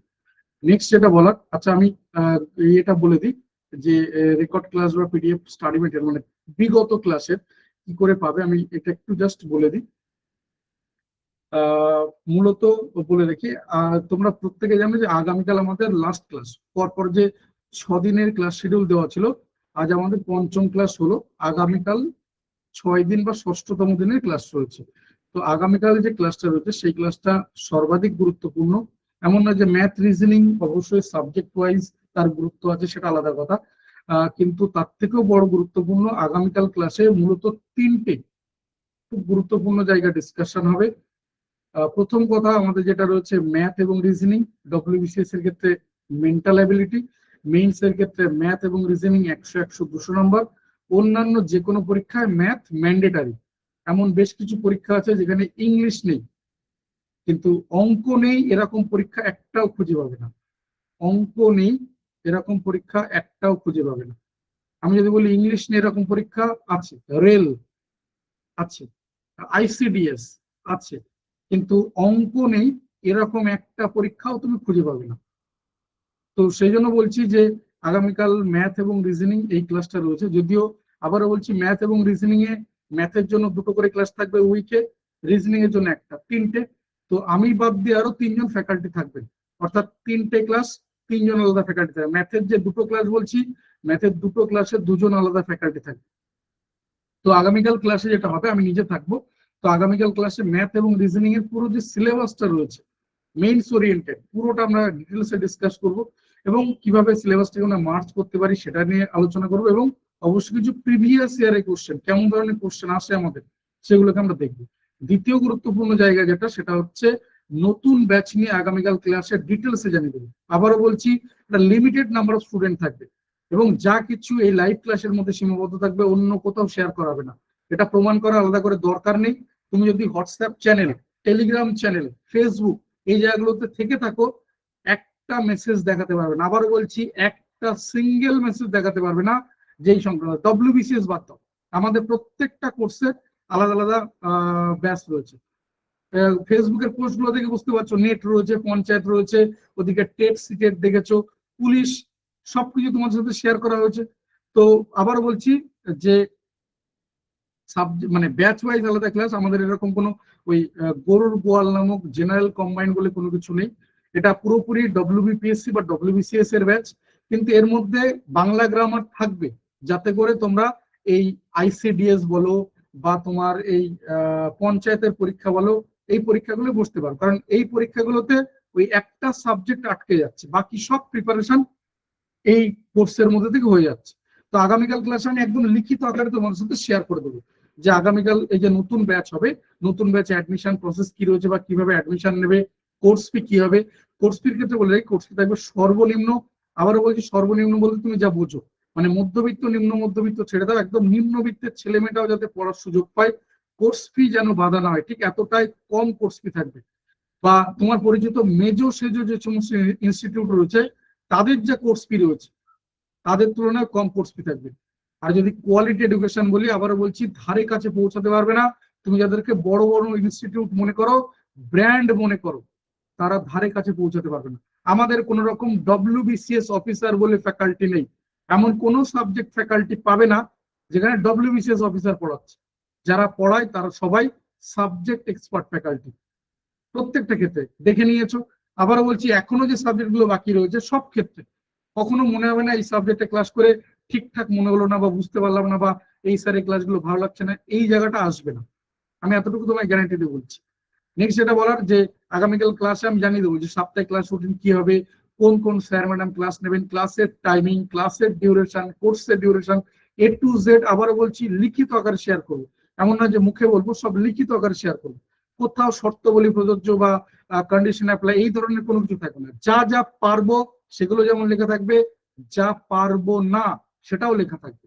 সবকিছু লিখিত আকারে আমি তোমাদের সাথে শেয়ার করে দেবো। কিন্তু জেনে রেখো, এই লাইভ ক্লাসের মধ্যে সীমাবদ্ধ থাকবে। তুমি যে হোয়াটসঅ্যাপ গ্রুপে রয়েছো, যেখানে রেগুলার লাইভ ক্লাসের লিঙ্ক পাও, সেখানেও তুমি জানতে পারবে না, ওখানেও কোনো কিছু শেয়ার করাবে না। বারবার বলছি, এই কথাটা মাথায় রেখে দিও। লিমিটেড নাম্বার অফ স্টুডেন্ট থাকবে, লিমিটেড নাম্বার অফ স্টুডেন্ট। মানে এই মুহূর্তে তোমরা যতজন রয়েছো তার অর্ধেকেরও কম। এই মুহূর্তে যতজন স্টুডেন্ট রয়েছো তার অর্ধেকেরও কম স্টুডেন্ট থাকবে।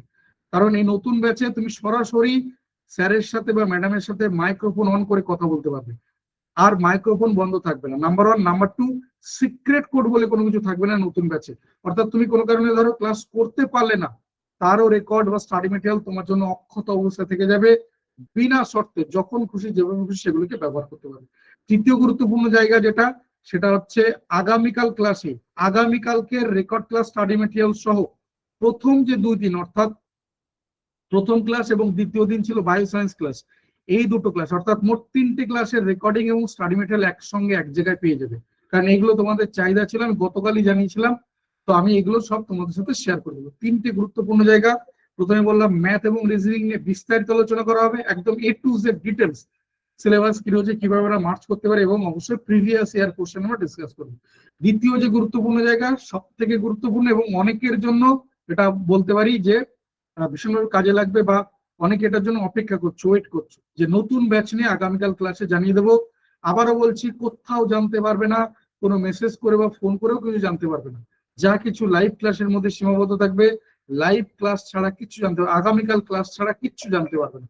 কোনো WhatsApp channel, Telegram channel, WhatsApp, Facebook, কোথাও জানতে পারবে না যে নতুন ব্যাচের অ্যাডমিশন প্রসেস কি রয়েছে, বা কিভাবে অ্যাডমিশন নেবে, কোর্স ফি কি হবে, সপ্তাহে ক্লাস রুটিন কি রয়েছে, কোন কোন স্যার ম্যাডাম ক্লাস নেবেন, ক্লাসের টাইমিং, ক্লাসের ডিউরেশন, সবকিছু। একটা লম্বা ডিউরেশনের কোর্স থাকবে। আবারও বলছি, একটা লম্বা ডিউরেশনের কোর্স থাকবে, যেখানে এই সমস্ত কিছু এর মধ্যে সম্পূর্ণ কভার হবে। এবং যে এক্সটেন্ডেড যেগুলো বললাম, যে এই ICDS বলো, তোমার পুলিশ বলো, তোমার গ্রাম পঞ্চায়েত বলো, এগুলো পুরোপুরি কভার হবে। আবারও বলছি, 100% কভার হবে। তার জন্য এই সাবজেক্ট কম্বিনেশন গুলো রাখা রয়েছে।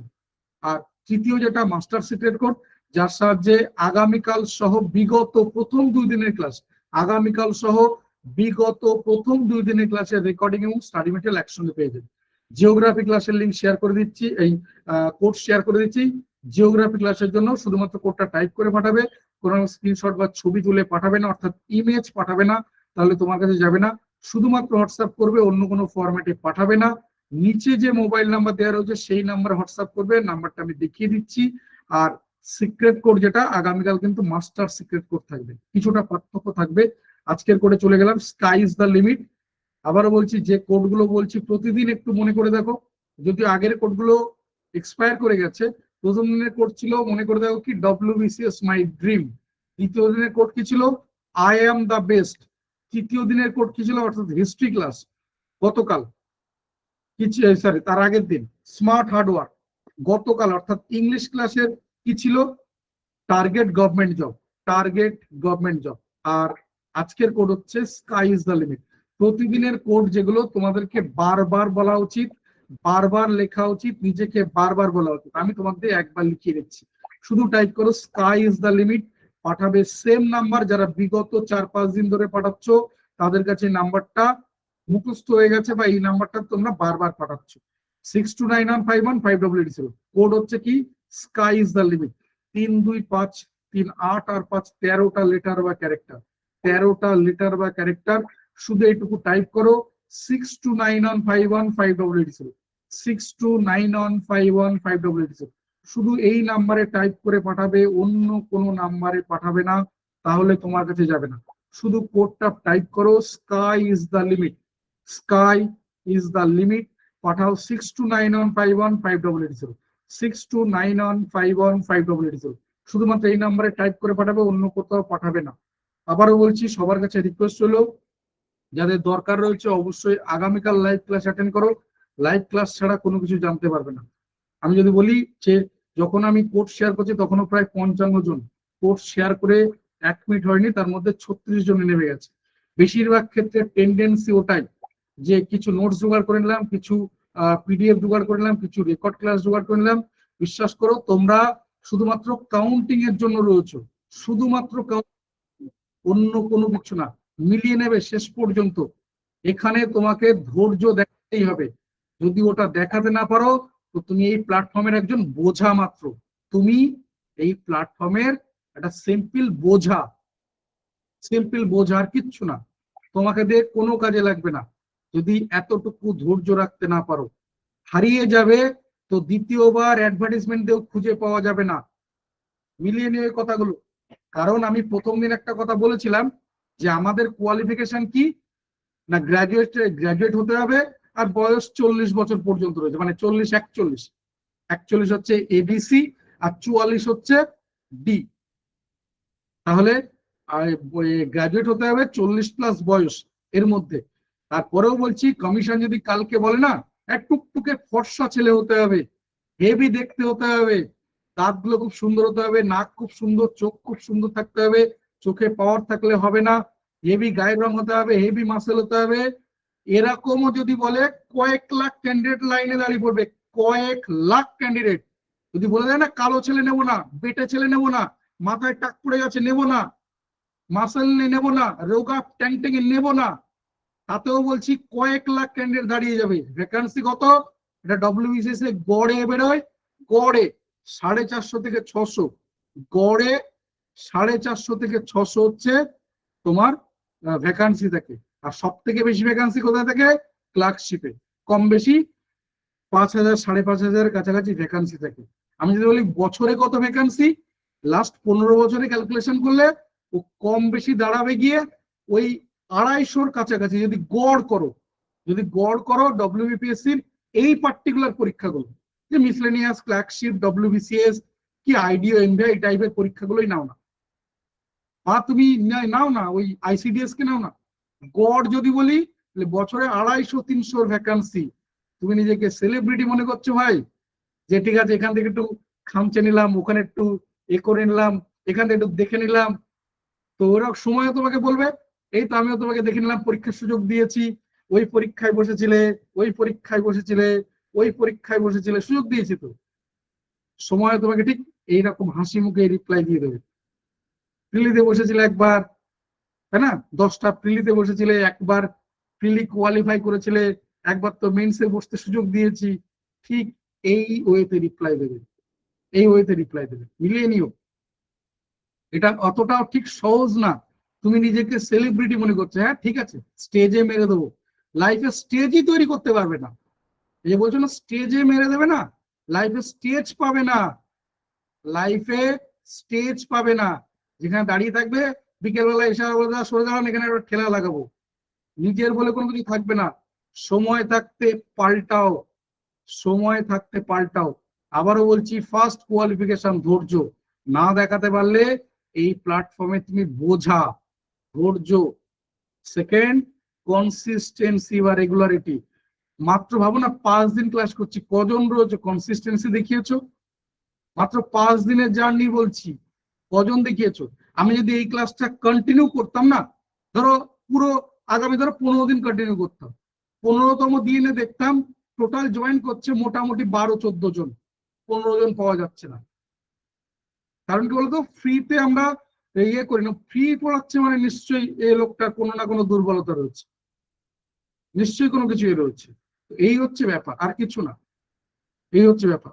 তুমি দেখেছো কোনোদিন যে 1 টাকায় ডাক্তার আছে? আমি প্রচুর দেখেছি, রোগী সেবা করার জন্য 1 টাকায় পড়াচ্ছে, বিনা পয়সায় স্কুলে পড়াতে চলে যাচ্ছে টিচার, রিটায়ারমেন্টের পর স্কুলে চলে গেছে পড়াতে, বিনা পয়সায় পড়াচ্ছে। তাদের উনি নাম শুনতে পাবে না।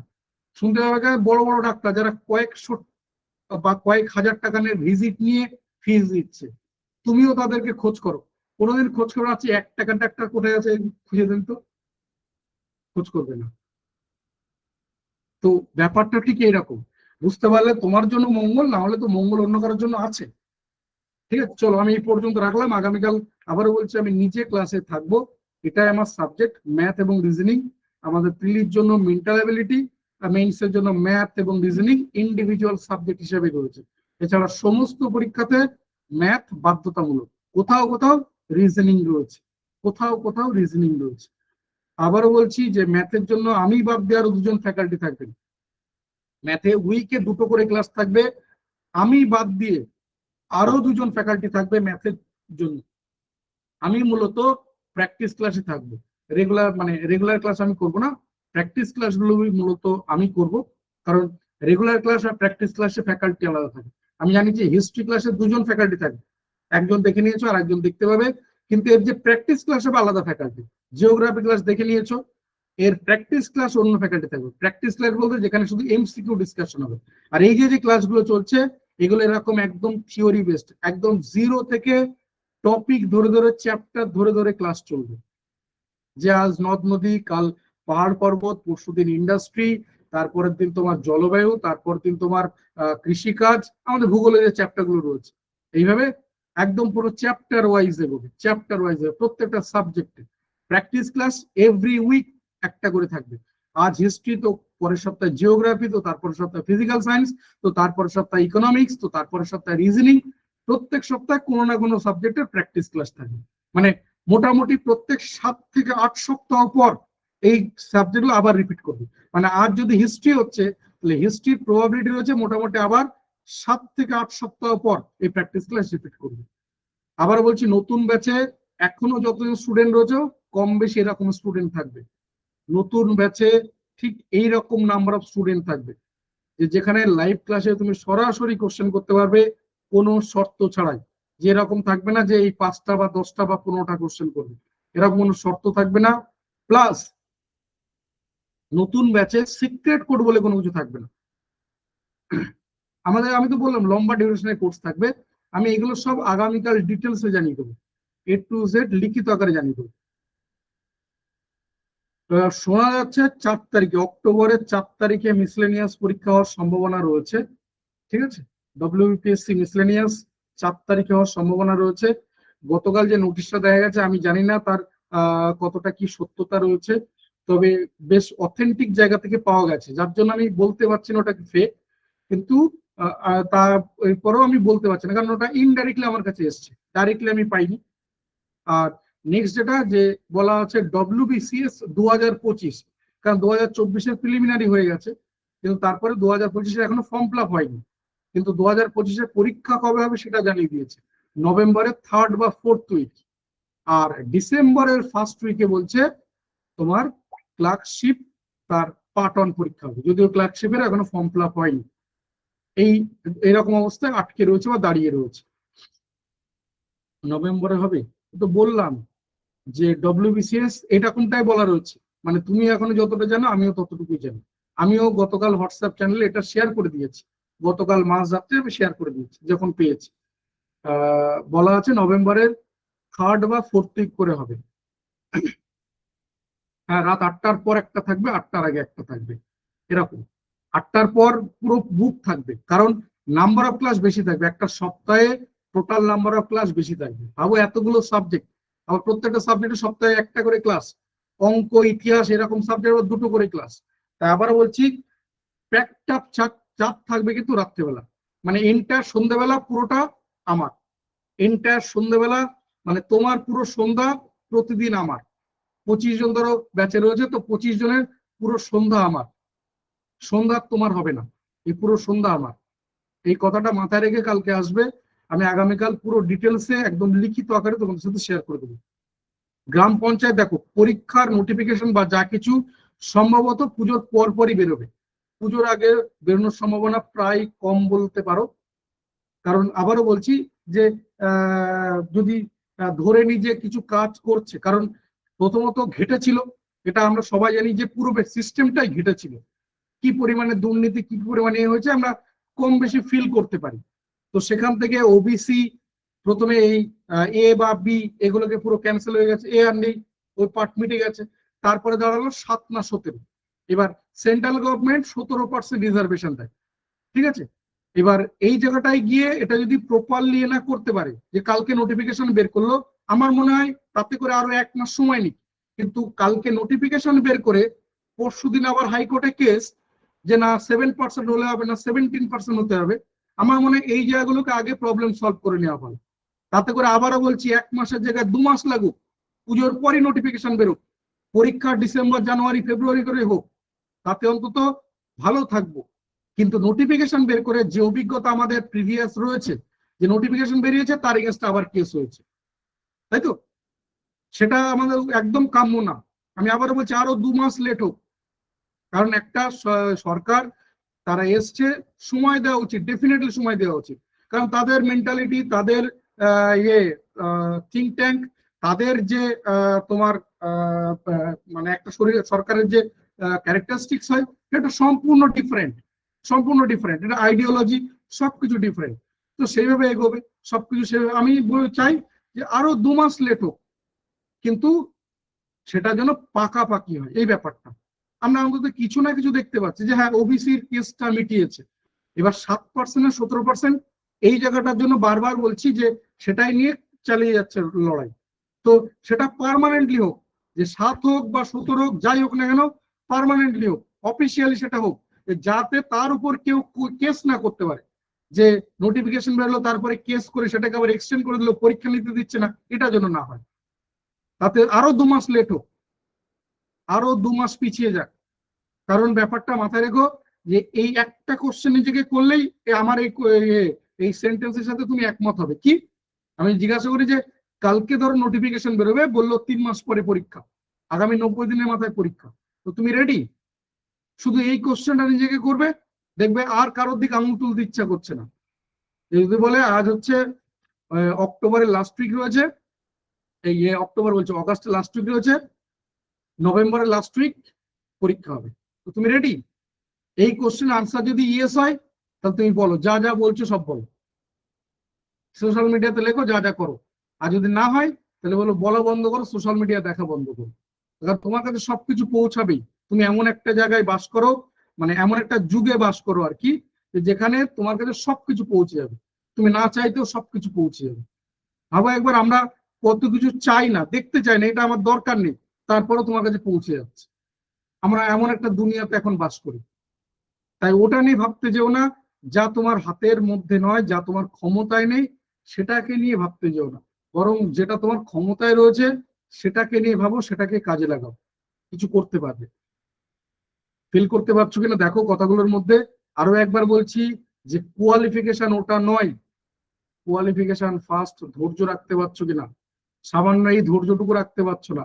ঠিক আছে, ক্লাস হয়েছে কি 9:30টায় ক্লাস হয়েছে, তারপর আরো 20 মিনিট রয়েছে বা 15 মিনিট রয়েছে কি আধ ঘন্টা রয়েছে, এই ধৈর্যটুকু রাখতে পারছো না, তুমি আবার বিশ্বাস করো তুমি চাকরিও পাবে।